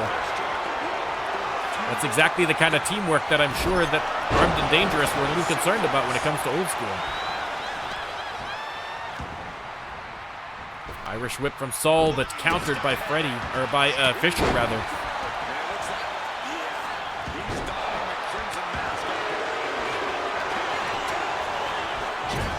Smash Sanchez sent into the corner. There's a pinfall from Peter Allen, broken up by Azriel. And, oh! Inverted chokeslam on Fisher Bailey. Smash Sanchez setting up Fisher. Are we going to see a Sanchez smash? That is exactly what we're going to see. Kabam!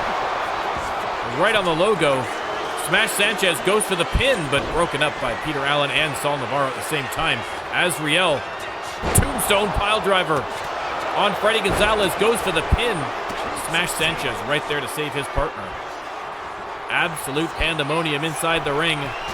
Azriel going top rope. Missed on the elbow. Freddie Gonzalez, nobody home. Sends Azriel to the outside. Fisher Bailey rolls outside. Saul Navarro outside.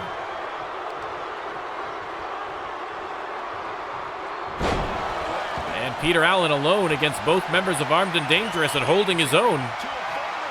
To his credit, drops Smash Sanchez off the top rope.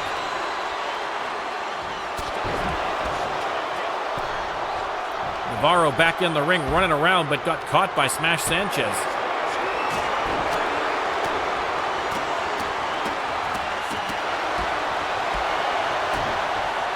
Navarro. Oh! Beautiful move there by Saul Navarro on Smash Sanchez, who has to roll out of the ring to recover. Slingshot off the rope. Saul Navarro putting on a clinic here from the top rope. Oh my goodness, from way downtown on Freddy Gonzalez, broken up by Peter Allen, but what a move. Saul Navarro missing on the super kicks here. Just out of range is Peter Allen, and now Saul Navarro trying to set up Freddy again, but intercepted by the crowd, and Freddy begging for forgiveness there. Saul not paying attention. Freddy takes advantage and drops him. Pinned by Azriel, broken up in emphatic fashion by Fisher Bailey.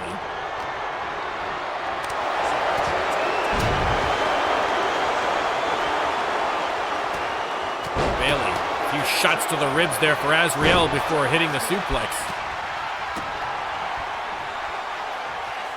And smash has Peter Allen into the air raid crash. Oh my goodness. Hooks the leg, Freddy running interference, but Saul Navarro sneaks past to break up the pin. A great move from Saul Navarro, saved the match, because I don't know that Peter Allen was getting up from that one.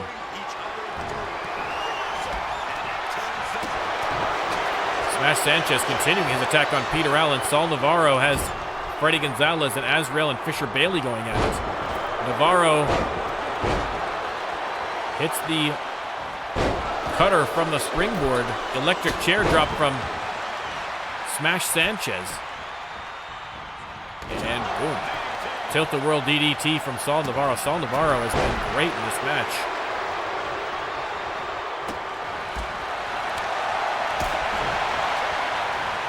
Again, the Mayhem Tag Team Championship belts on the line. Smash Sanchez tossed from the ring. Freddy with the big drop kick. Kind of missed the target. I think he did as much damage to himself as he did to Azriel on that one. And Azriel, another tombstone pile driver, this time on Fisher Bailey. Saul Navarro missed on the diving attack. Freddy heads back into the ring. Oh, Mexican Destroyer a second time on Smash Sanchez. Azriel reversed by Peter Allen off the ropes, and boom. Big drop kick from Freddy Gonzalez. Double champion Freddy wants to keep both belts. Frog splash on Saul Navarro. Goes to the pin, broken up again by Peter Allen. He has been Johnny on the spot with the pin breakup so far in this match. And Freddy taken down by Peter. Smash Sanchez back in the ring and on the attack again. Goes for a sneaky pin on Peter Allen, broken up by Fisher Bailey and Azriel. You can see bodies wearing out inside that ring. Oh, Peter Allen just viciously slammed Freddy face first into the mat.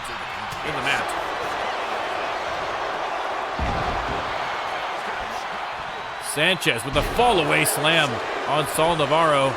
Grabbed from behind by Fisher Bailey into the suplex.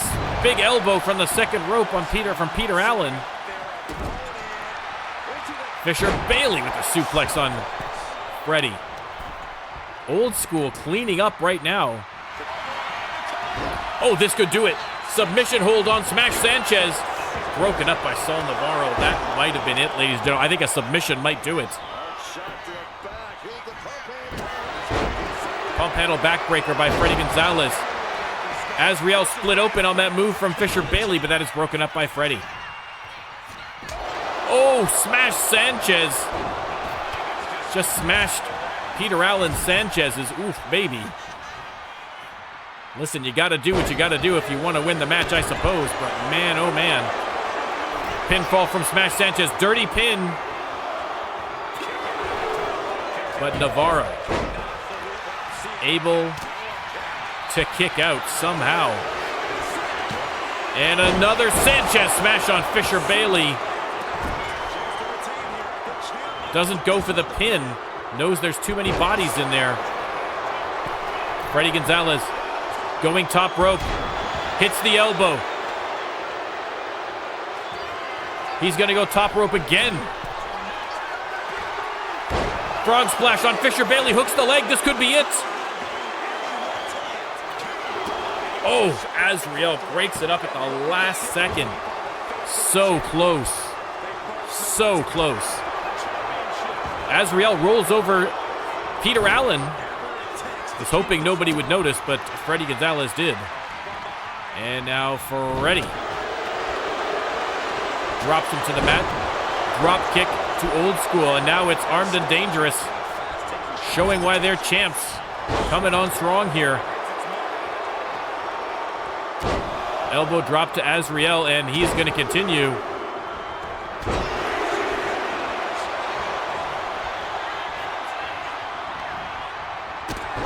Big drop kick from Saul Navarro. Electric chair drop from Freddy on Peter Allen, who is going to emerge from this cage with the Mayhem Tag Team Championships around their waists. Too close to call. Everyone putting on great performances.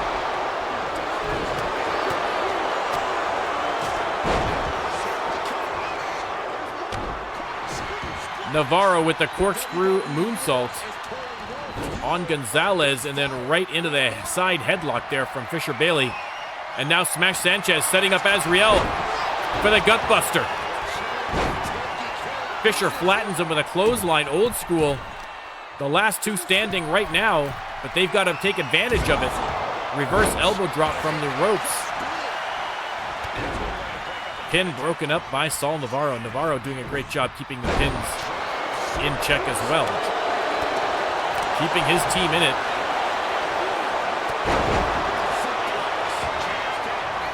Pin by Fisher Bailey. Broken up by Azriel.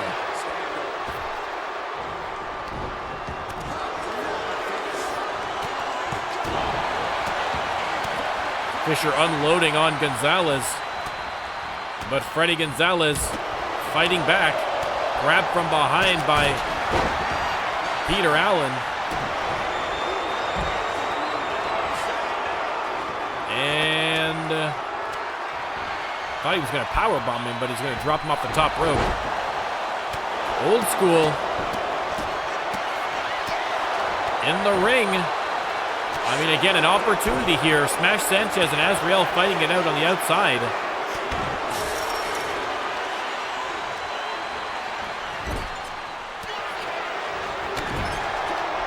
Double teaming Saul Navarro right now. Rolls him over. Smash Sanchez comes in to break it up and does so. Good eye by Smash Sanchez.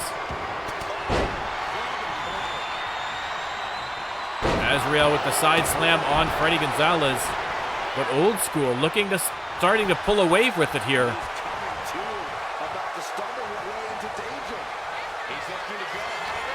Fisher Bailey going top rope. And double axe handle to the top of the head of Freddy Gonzalez.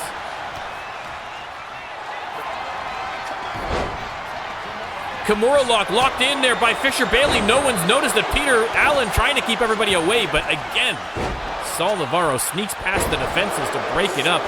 That was almost the end of the match right there. Again, a submission might be what does it. And here comes the three amigos from Freddy Gonzalez on Peter Allen. Meanwhile, in the background, another tombstone pile driver on Fisher Bailey. Freddy goes for the pin, broken up by Azriel. Pinfall by Azriel. Has anybody noticed it? Freddy finally spots it. Breaks it up at the last possible second. Azriel goes for the pin again. A dirty pin this time, broken up again by Freddy. And Smash Sanchez on the apron. Oh my God, Freddy Gonzalez almost took Peter Allen's head off with that clothesline. There's the pin. And again, Saul Navarro right there. What a match, ladies and gentlemen. Dirty pin from Freddy. Kick out from Peter Allen. The crowd is so loud I can't even hear the referee counting. Cutter on Peter Allen. Pinfall from Azriel. Nobody breaking it up. He's done it! Ladies and gentlemen, Here are your your new tag team champions, Fallen Hero Azriel and Saul Navarro. Every year, the Rando Lando PLE throws a gigantic monkey wrench into the men's tag team division, and this year did not disappoint. Azriel and Saul Navarro, unlikely and probably unwilling tag team partners, but now your Mayhem tag team champions. Unbelievable. Listen, somewhere Jesus Cruz is watching with a single tear rolling down his cheek. Absolutely shocking result.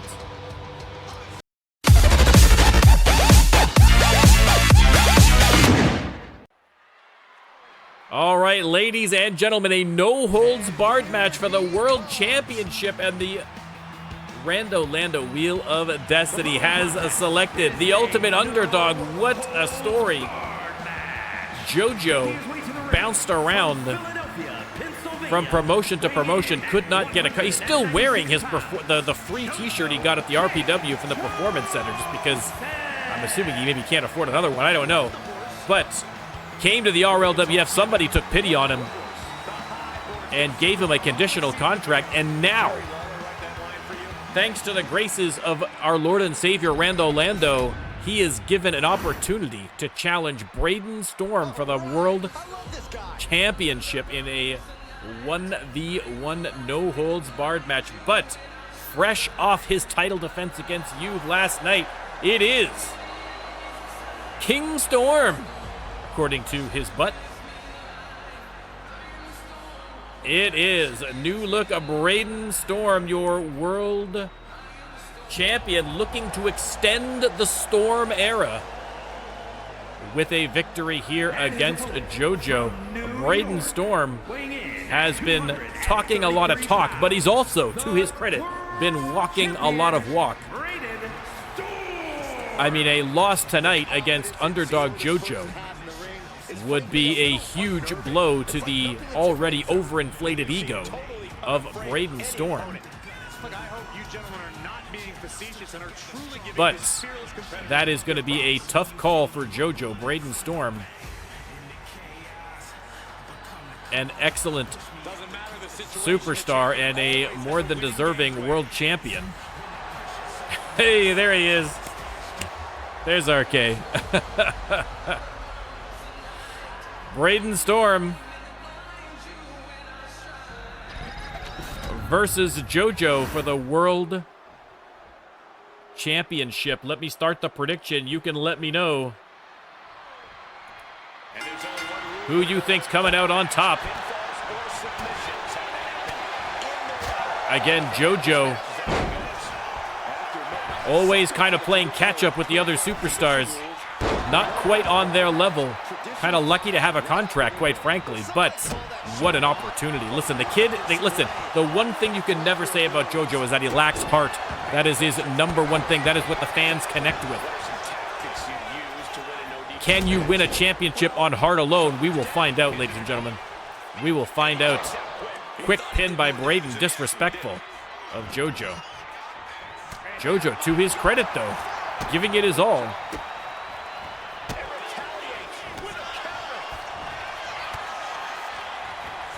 Irish whip by JoJo. Beautiful kick. And Braden Storm, though, putting the kibosh on that offense immediately. Moonsault off the ropes. Again, Braden Storm not earning a lot of fans backstage or with the RLWF faithful with his arrogant and rude and dismissive attacks on everybody. Again, has split with the Reckoning. There's a pinfall from JoJo. Oh. God, I would have literally had a heart attack on screen, guys. That would have been the glorious end of the NormCantShoot channel right there if he had got that 3 count. It was that close. Goes for the pin again. 2 count only. 2 count only. Listen, JoJo making a match of it. It is no holds barred, so he is going to go under the ring. He's got a shovel, looking to bury the champ. Oh! Listen, if you're a little behind on skill, you can equalize things by slamming someone in the face with a shovel. That is a little tip from the NormCantShoot channel. Irish whip from JoJo. Counter from Braden Storm. And Storm plants him, and now instead of going for the pin, goes for the shovel. Unloading, getting a little revenge on JoJo.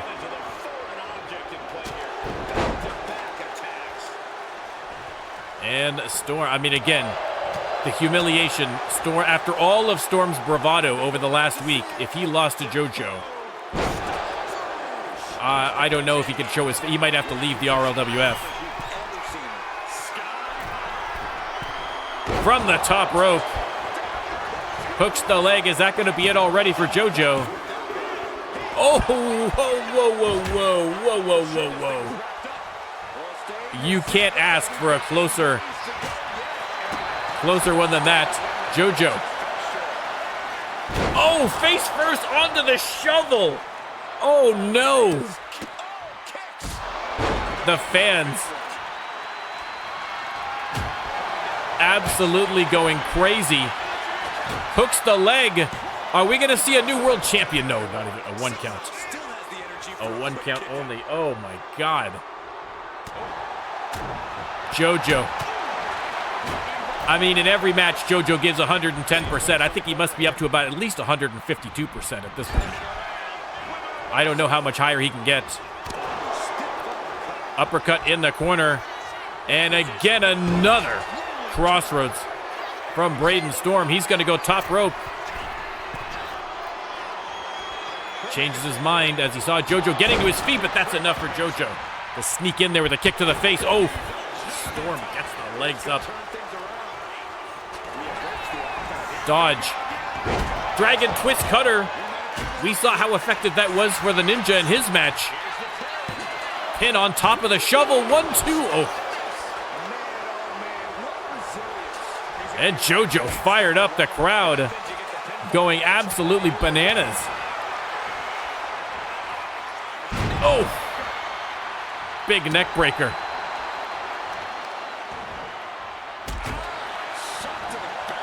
JoJo gone wild. Braden Storm crawls his way to the corner. Again, Braden may have come into this match underestimating JoJo, and he is paying the price for it. JoJo from the top rope. And boom! On top of the shovel. Rolls him over. Oh, thought that was it. Unbelievable. The shovel is like a tag team partner in there for JoJo. JoJo give a little victory dance right in the face of Braden Storm. But no, counter from Braden Storm. He's got him up. And plants him. Middle of the ring. Goes for the pin. 2 count only. JoJo gets the shoulder up. What a match. And now Braden Storm wailing away with that shovel. Can we give the belt to the shovel? Because I think the shovel's earned it more than anybody in this match. Storm out of the corner and pow. Wow, that could very well be it. Hooks the leg. JoJo looking up at the lights and takes the 3. I mean, a Herculean effort by JoJo. I thought for sure he might have had him. But in the end, Braden Storm retains the World Championship. Everyone in the arena, everyone in chat booing. Braden Storm has become the hottest heel in the RLWF. But still has that World Championship around his waist. What a match.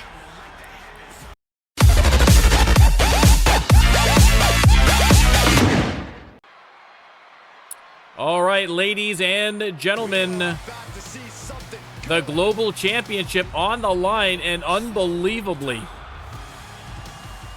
I mean, this guy's got to buy a lottery ticket tonight Because your new RLWF Tag Team Champion is now going to face FTN Colm for the Global Championship. Saul Navarro could go from having 0 belts around his waist at the beginning of the night to a double champion.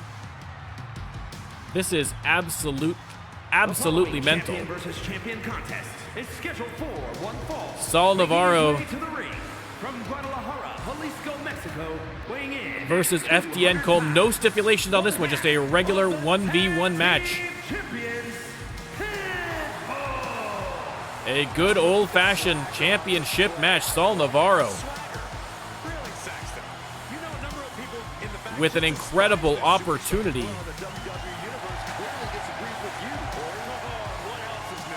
to become a double champion.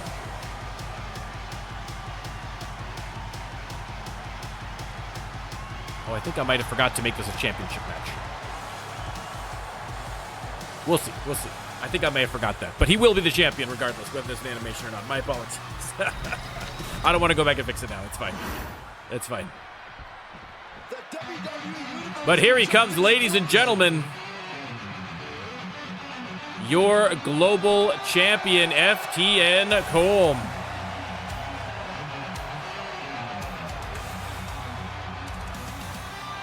Ready for action as always. FTN Colm representing the Order. Has been an incredible champion and looking to extend his reign again. Again, before becoming Global Championship, had a record-breaking run as Twitch champion. He is officially the greatest Twitch champion in RLWF history. And now looking to extend that legacy to the Global Championship, and part of that is going to have to be taking out Saul Navarro. Listen, we used to call Gorilla Mondo the luckiest man in the RLWF, but I think we might need to switch that over to Saul Navarro at this point. Can I run in and help Saul? No, you cannot run in and help Saul. Listen. I mean, listen, anything could happen. Anything could happen. But like you say, I mean, as you mentioned, it is the Order versus the Luchas. Now, these two factions have been squaring off, so not only does Saul get an incredible opportunity to become a double champion, but on top of that, to rub it right in the face of the Order. I mean, a lot riding on this. And I guess Saul Navarro also has the, you know, even if he does not come out on top of this match, even if he does not come away with that Global Championship belt, he still comes out of the PLE a champion. So it's a win-win situation all around here for Saul Navarro. Everything to lose for FTN Colm. Let me start the prediction. You can let me know who you think's coming out on top. Again, Saul Navarro has already fought tonight, and so that's got to be problematic from an endurance perspective, but at the same time, he won a belt. He won a belt, and so he might be riding high on adrenaline. I mean, it's never been he's lucha aligned. It's never been clear if it's a faction exactly. I'm not really sure. I'm literally not 100% sure myself. I believe so. He is not a part of the Lucha family in the sense that he is not related in the way that Diego and Juan are, but they have all been targets of the Order, and they have all banded together as Luchas to fight a common enemy. And Saul tiptoes around the ropes into the dropkick to FTN Colm. It is Daniel, yes. Oh! Beautiful move from Saul Navarro. Locks up with Colm. Has him on the ropes. And now attacking the arm of FTN Colm. They lock up. And this time it is Colm pushing Saul to the ropes. Referee trying to call for a clean break and gets one. Listen, credit where credit is due, even if it's unexpected to FTN Colm for a clean break. It's a low bar, but we appreciate it. Into the side headlock here now. Putting the squeeze on the luchador. But Navarro with a clever escape. And now look at this maneuver. Has him up and boom! What a move, hooks the leg. Kick out at 1.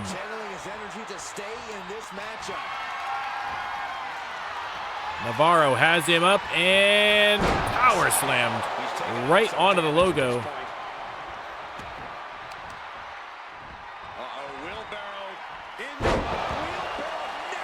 Wheelbarrow neck breaker. Navarro and Colm head to the outside. Again, countouts are a thing in this match. It is not a false count anywhere. There are countouts enabled, and so a win by countout will not get him the belt. So, obviously why Navarro getting him quickly back in there. And now Navarro trying to set him up out of the corner and stomp to the head. No, Colm. His life flashing before his eyes. Ducks out of the way of that, but into the Alabama slam now from Navarro.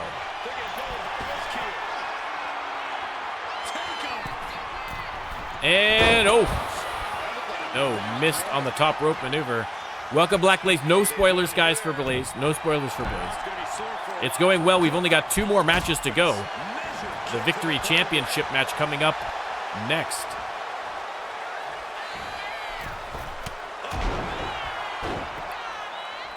Grazing blow from that corner move, and now, oh, now it's Navarro's turn to get out of the way. Into the corner. Colm spins him around. Counter from Navarro. And Colm locking in the submission. Trying to make the challenger tap, but Saul Navarro pries the hands apart. Irish whip. And boom! Rolling Thunder Stunner out of nowhere. Is that going to win the championship? No. 2 count only. Kick out from Colm. You can see the disappointment on the face of Saul Navarro. Thought he might have had it. Watch the snap on this one. Beautiful move. Saul Navarro doing fantastically here against Colm thus far.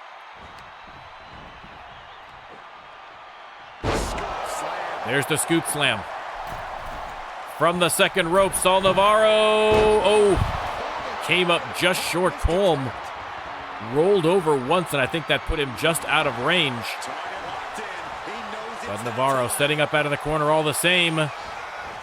Off the ropes, oh, missed on the springboard. A lucky break, I think, more than anything for Colm, but Colm still in a heap of trouble here against Navarro. He has got to get something going and get something going quick. As if on cue, a series of kicks. But again, a reversal from Navarro. Navarro has been so strong. 2 count only. Kick out from Colm. Again, after this match, it is going to be Marcella DeRossi defending her Victory Championship.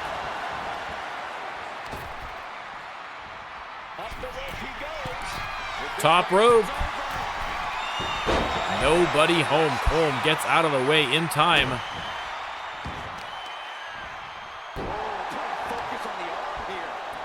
But Colm has got to get some kind of consistent offense going. Kick to the face. And now Colm setting up for something.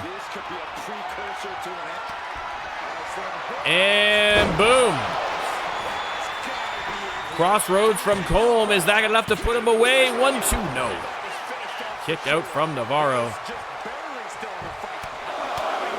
Colm pounding away on the face of Saul Navarro. I think I can see some blood peeking out from underneath the mask. And Colm locking in the submission. Can he get Navarro to tap? Is he going to retain that global championship? Navarro refusing to tap. Colm, out of frustration more than anything, lets him go.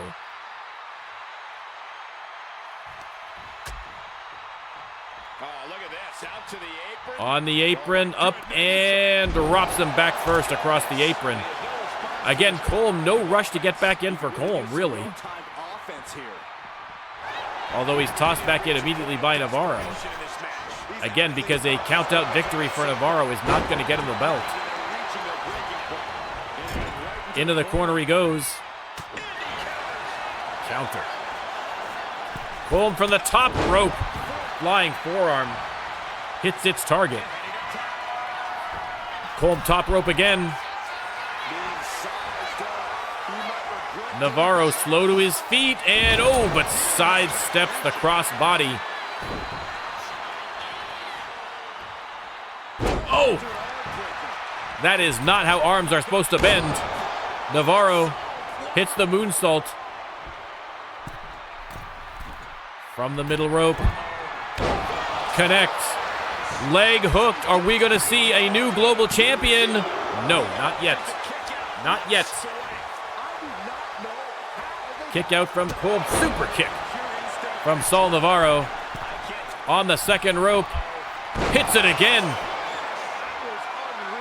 Will he go for the pin here? He does. That might be it, ladies and gentlemen. Oh! So close. So close. Saul Navarro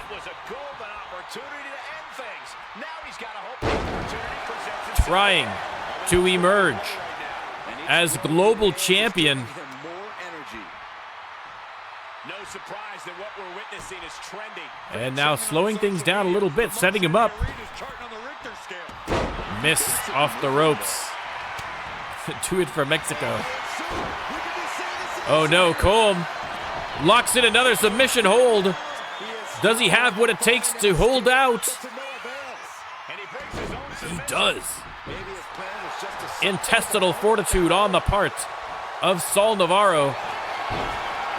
But immediately right back into a submission. Just the punishing technical skills of FTN Colm. And he taps. He taps. FTN Colm retains against Saul Navarro. And FTN Colm remains your global champion. An incredible match, an incredible effort by Saul Navarro. He had FTN Colm on the ropes for a good chunk of that match, but in the end, Colm with the victory.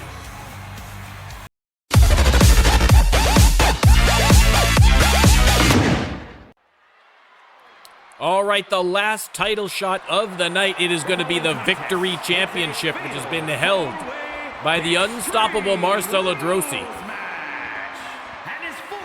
And the Wheel of Destiny has decided that surely one person wouldn't be enough to beat her. 2 people, 3 people.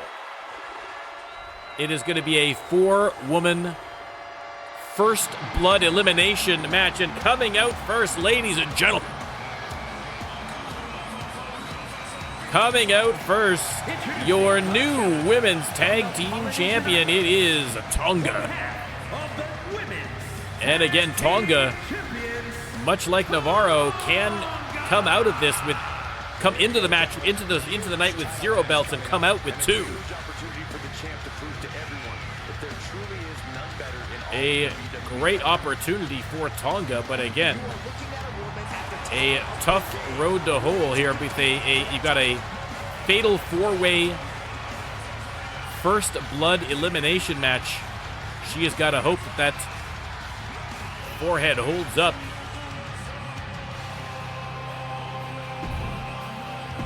Tonga ready for action. Up next, ladies and gentlemen, the original women's champion, the very first women's champion. She is a 2-time champion in the women's singles division, but also a women's tag team champion. It is the Jordanian juggernaut herself, Faria Mohammed. Would love to take this belt tonight and not just reclaim the women's championship belt, but also to take it from Marcelo Drossi would be extra satisfying. as really, prior to Marcella's entry, one would argue that Faria Muhammad was the dominant woman in the division, and kind of had her belt and her throne usurped by Marcella Drossi, so some just desserts. She probably feels are in order. Next up, ladies and gentlemen, Season 4 rookie, second generation superstar. It is Cinderella.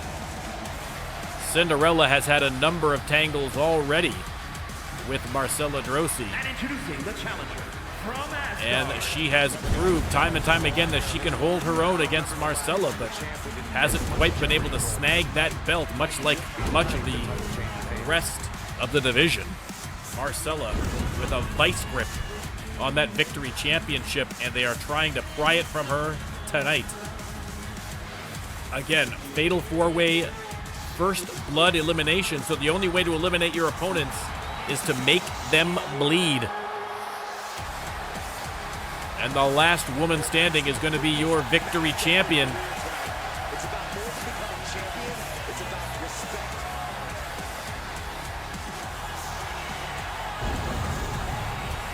I mean, Daniel, you're 100% right. I mean, Marcella one-on-one, even two-on-one. If Marcella can pin you or make you submit,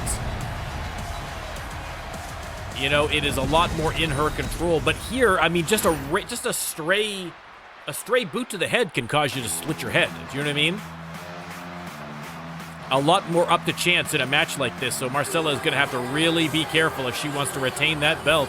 I mean, really, if you're one of her opponents, you are never going to get a better chance at Marcella Drossi.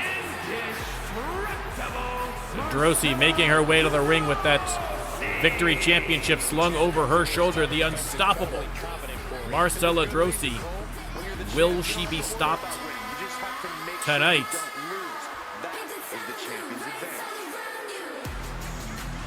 A tall order even for Marcella Drossi, but still hard to bet against her. Hard to bet against her given her track record of dominance since the beginning. I mean, I think she has probably the best win percentage of any superstar in RLWF history. If you look at people who've had enough, you know, maybe a couple of people who won their first couple of matches, but anybody over 10 matches, I bet she's probably got the highest rating out of anybody. Just an absolutely phenomenal superstar and an incredible champion. Let me start the prediction. Do you think Marcella is going to remain unstoppable, or are one of these challengers going to knock her off her throne? The rest of the team should team up and bust her open. I mean, listen, that's what I would do. That's what I would do. Handshake deal. Everybody just go after Marcella, get her out, and then it's every woman for herself. But listen, that's why I'm in the booth and not in the ring. Marcella, Alabama slam, trying to split Faria open already. Look at Tonga, good lord. The size difference apparent versus Marcella Drossi, but we have seen Tonga take on some of the biggest superstars in the RLWF. She does not let her diminutive size stop her. Oh, beautiful coffin drop there. And Tonga shoving a ladder into the ring. Of course, no disqualifications, no countouts.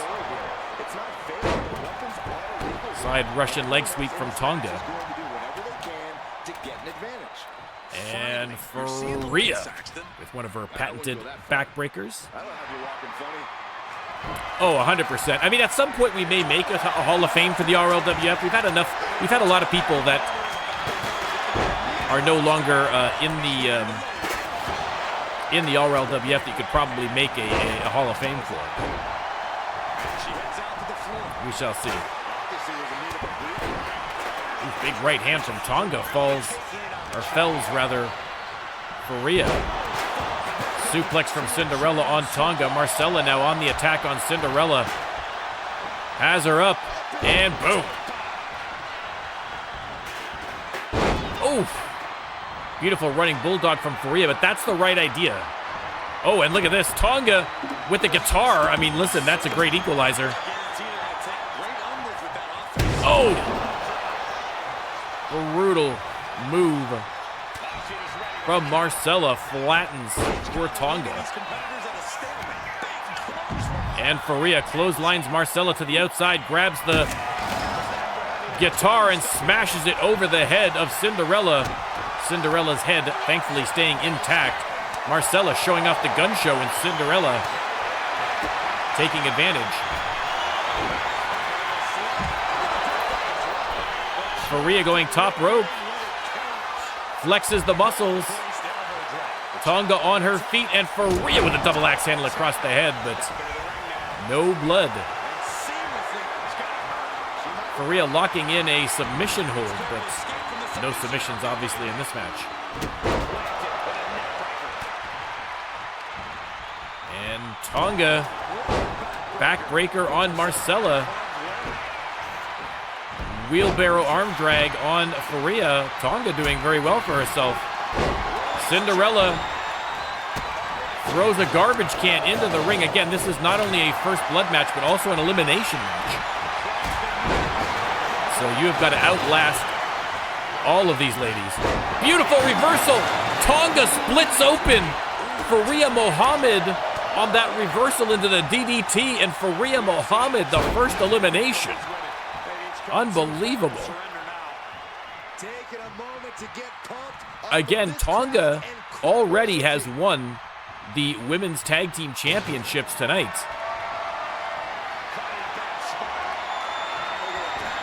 Oh! Counter by Cinderella into the DDT, but Marcella's head holds fast. Down to the final three. One of these women are going to come out. Oh my God, slammed her head into the garbage can. And still, no blood. Cinderella sidesteps the spear from Marcella.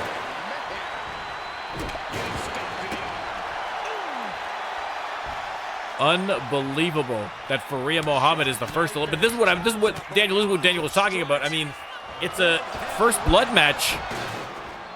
One slip is all it takes. Marcella missing on the clothesline. Oh my God, a nailed. What is going on here? Oh! A board with a bunch of nails in it brought out by Tonga. And now here comes Marcella with a chair. Missed on the chair shot. Marcella, boom, on top of the chair. Unbelievable. Rolls her through for a Piper's Pit. And kabam. Tonga absolutely flattened, but getting out of the way of the chair shot. Cinderella just biding her time on the outside. It's not a bad idea. Let Tonga and Marcella fight it out for a while. No need to put yourself at risk. That's smart. Locks in the submission hold. Of course, not going to make someone bleed with a submission, but definitely a good way to wear out your opponent. In fact, Tonga tapping, but to no avail. Tonga's going to roll out of the ring as, oh! Inverted scoop slam there from Marcella. Marcella setting up out of the corner now. Oh, counter by Cinderella on the spear.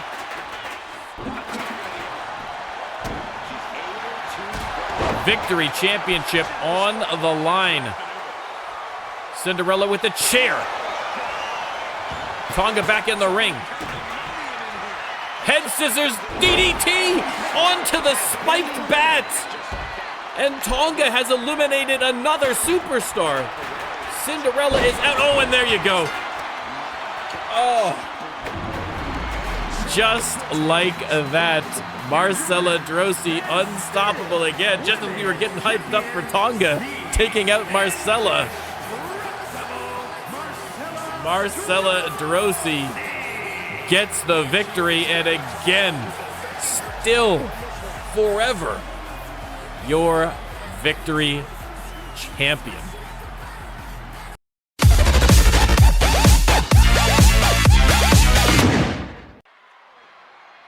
All right, ladies and gentlemen, as per tradition with RLWF PLEs at the end of the night, we have a match filled with community members who was kind enough to show up to the stream but weren't able to see their superstars on the card. But in the tradition of the Rando Lando PLE-O, we have decided that this is going to be a triple threat match. And we put it to the wheel to decide what kind it was, and the wheel gave us a good one. 2 out of 3 tables, triple threat match.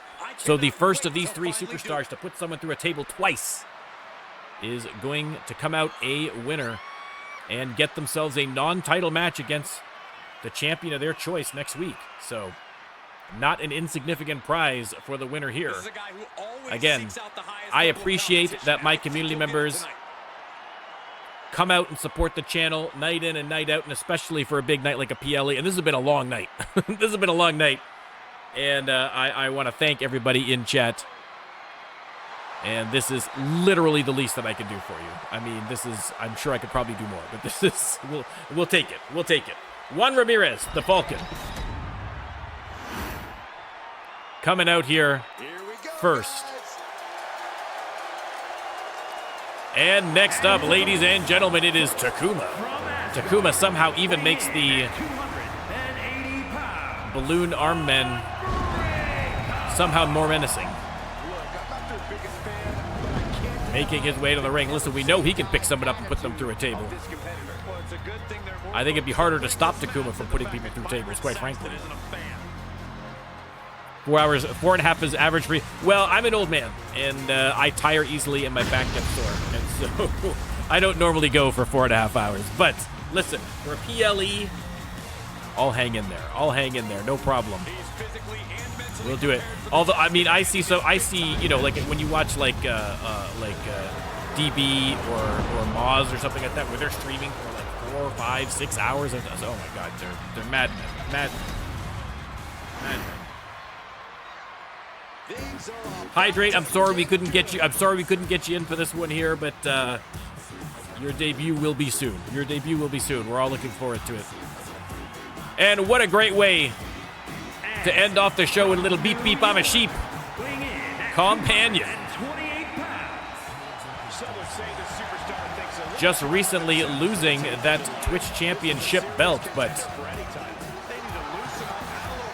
right back looking for another opportunity. Of course, if Companion wins this match, he could use that either for a singles match to go for, say, the hardcore. But, you know, he could also put that in so that he and El Padre could get a shot at the Force for those tag team championship belts. Yeah, Hydrate, if you any music you want for Elliot, you can let me know, and I'll get it in there in the game for you. Literally any, as long as it's not already taken by someone, which is unlikely. Literally any song on the planet, you can let me know, and we'll put it in there for you.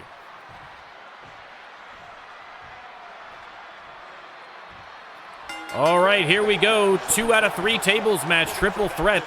Takuma going after Companion already, and Companion with a nice reversal into the Bulldog. Oh God, I mean, to me, I think one of the major perks of running an eFed is that for all of the Rando Landos who don't belong to community members, I get to torture everyone with my terrible, terrible music choices. My weird, bizarre music choices I get to pick for everyone. So, and they have to listen. They can't really do anything about it. So it's great.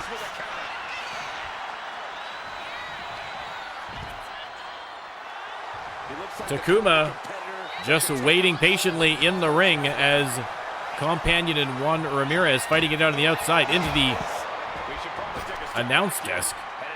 Goes Companion. Finally, Takuma out. And on the attack. And boom. Oh, my goodness. Brutal move, especially on the concrete floor. Nice drop kick there from the Falcon. To the bounty one. Yeah, I mean, listen. I'd love.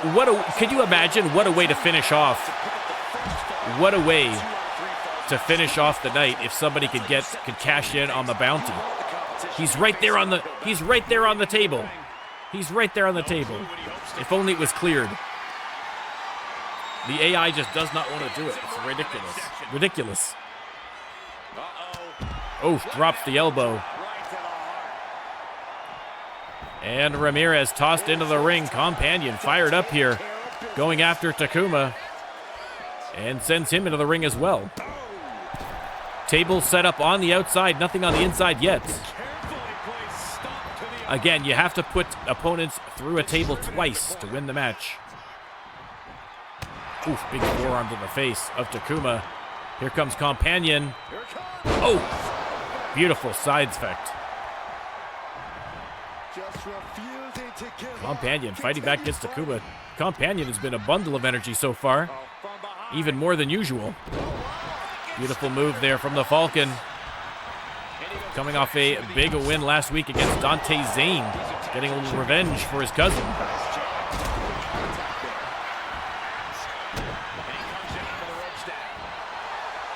And Takuma unloading on Companion now. Irish whip from Juan. Up and over. Good Lord. I didn't know that Juan was that strong. Good Lord. That is a whole lot of Takuma to begin flying over top of you. Here comes Companion with the chair. And oh! Hands out the chair shot to Juan. Takuma grabbing the table, slides it inside. And Companion setting up the table as Takuma gets a second table. Opportunity here with the table set up.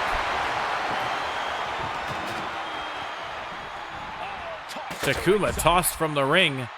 Companion maybe looking to get Juan over to that table. Indeed, trying to drag him over, but Juan says no thank you. And oh my God, Takuma just hurling him across the ring. And now Takuma trying to get CAW to the table, but CAW stops him as well. Takuma into the corner. And Companion has him up, and oh, not through the table. So close. So close. Hit his foot on the top of the table, but it's not enough. Second table set up. Companion knocks the table over, but not broken through.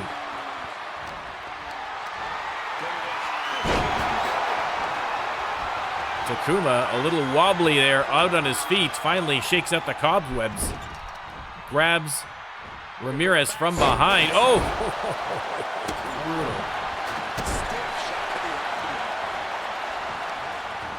Irish whip from Takuma. Clothesline sends Juan Ramirez head over heels. Companion trying to bring Takuma over to the table. That's like corralling a wild bull. Here comes Juan with a ladder.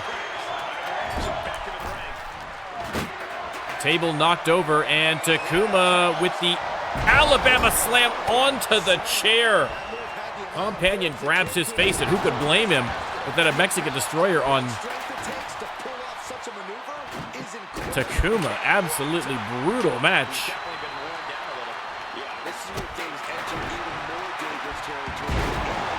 Takuma just launches Juan into the ionosphere. And now with the chair, but Juan gets to him first. Big combination. Oh! Beautiful. And did not set the table up in time.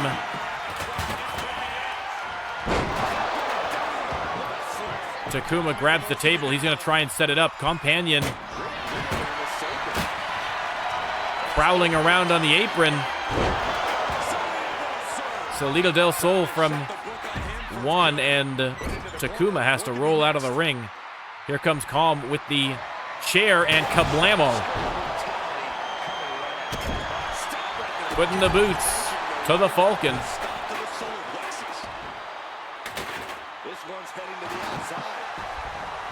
Takuma back into the ring, as is CAW. Ooh, devastating kick there from Companion. And oh, God, drops him face first into the middle turnbuckle. And Companion finally gets a table up here. Set up. A golden opportunity, but Takuma. Sneak attack from behind. So dangerous. The table is right there. Everyone in the mix. One move could do it. Table set up right in the middle of the ring. Takuma has him up and powerbomb, but not through the table. Not yet. Inching closer to the table, but does not get him through.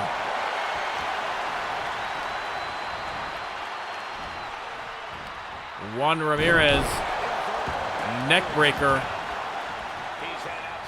and out to the ring he goes. He's got a barbed wire bat. Table is down again.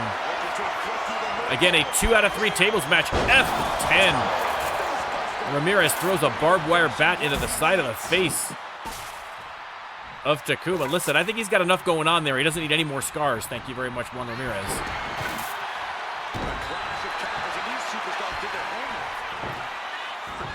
Two out of 3 tables match. No one has put anyone through a table yet at all. Ramirez trying to rectify that now. Has the table set up, attacking the arm of Takuma. Companion sends him into the ropes. Beautiful suplex. Twists the neck. Up and over goes Takuma. He's going to go under the ring for more inspiration. He's got another ladder. Sets it up at the side of the ring. Companion into the corner. Takuma intercepts Ramirez, sends him to the far corner. Unloads, turns to face Companion. A lose your shoes on Companion. Compliments of Takuma. Irish whip. Powerbomb. Takuma just devastating the competition right now. But still, no eliminations through the table. Has him up. Brings him to the table. And plants him through. Takuma getting the first table elimination. One more and he has won the match. Grabs another table. Ramirez sets one up inside the ring. And puts CAW through it. One each for Juan Ramirez and Takuma, both at the expense of Companion. Table set up again, but knocked over as Ramirez rolls into the ring. Tries to set the table up, but intercepted by Takuma, who plants him with the full Nelson slam. And now unloading on Companion again. Planted into the mat. Beautiful move here from Ramirez. Solito del Sol.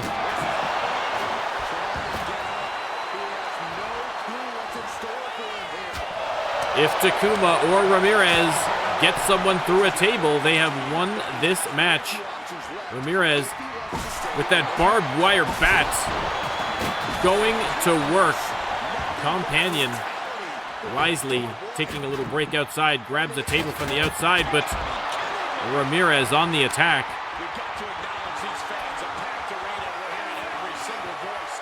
Companion. Oh, I thought he was going to clear the table. I thought he was going to clear the table. You would be my hero, Companion. Ramirez sent into the steel steps. Takuma has a table set up. Companion grabs another one, smashes it into the face of Takuma. Slides it in. Ramirez very slow to get to his feet on the outside there. Companion top rope. And oh, missed. Takuma rolled in underneath him. Takuma F10 onto the concrete floor, and Ramirez flat on his back, staring up at the lights. Companion with the flying elbow.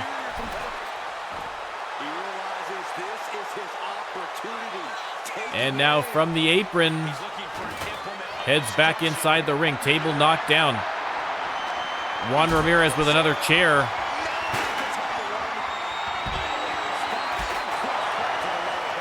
And Ramirez standing Spanish fly against Takuma. And another Salito del Sol onto the concrete, this time against Companion. And Ramirez doing a little victory dance, as well he should. Up and over for another one. He is just handing them out like Halloween candy, baby. Companion thrown into the announcer's desk. The announcers wisely take a step back. Put him through it, one. Put him through it. Face first into the announcer's desk.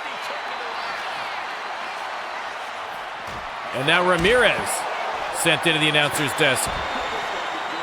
Chair shot from Takuma.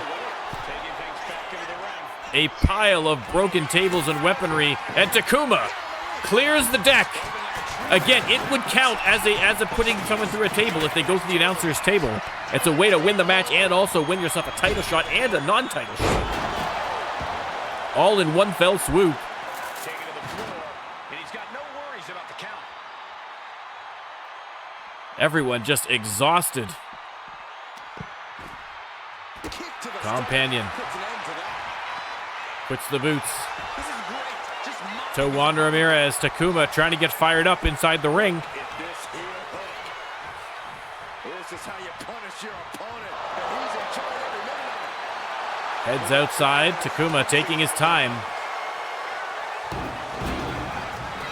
Grabs the steel steps. I thought he was going to throw it at the crowd for a second there. The fans getting a little nervous.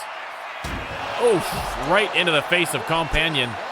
And then throws it into the face of Juan Ramirez. It collapses on top of the steel steps. Takuma absolutely wrecking the opposition right now. I can't see what's going on. Companion, I think, has him in the Bowflex. He does. Submission hold locked in. Takuma taps, but no submissions here. You got to put him through a table. The only thing that is going to submit in this match is the cleanup bill we're going to have to submit for all these broken tables. But that is it.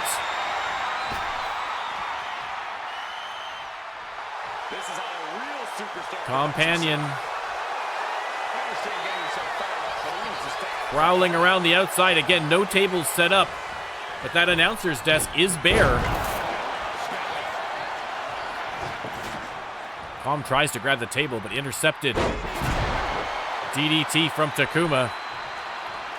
Just a pile of broken wood in the middle of the ring.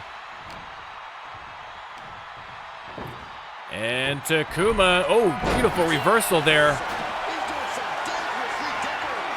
Table is set up, and Juan Ramirez takes it down again. I guess doesn't want to wanted to make sure that Companion didn't get into the race here with a elimination.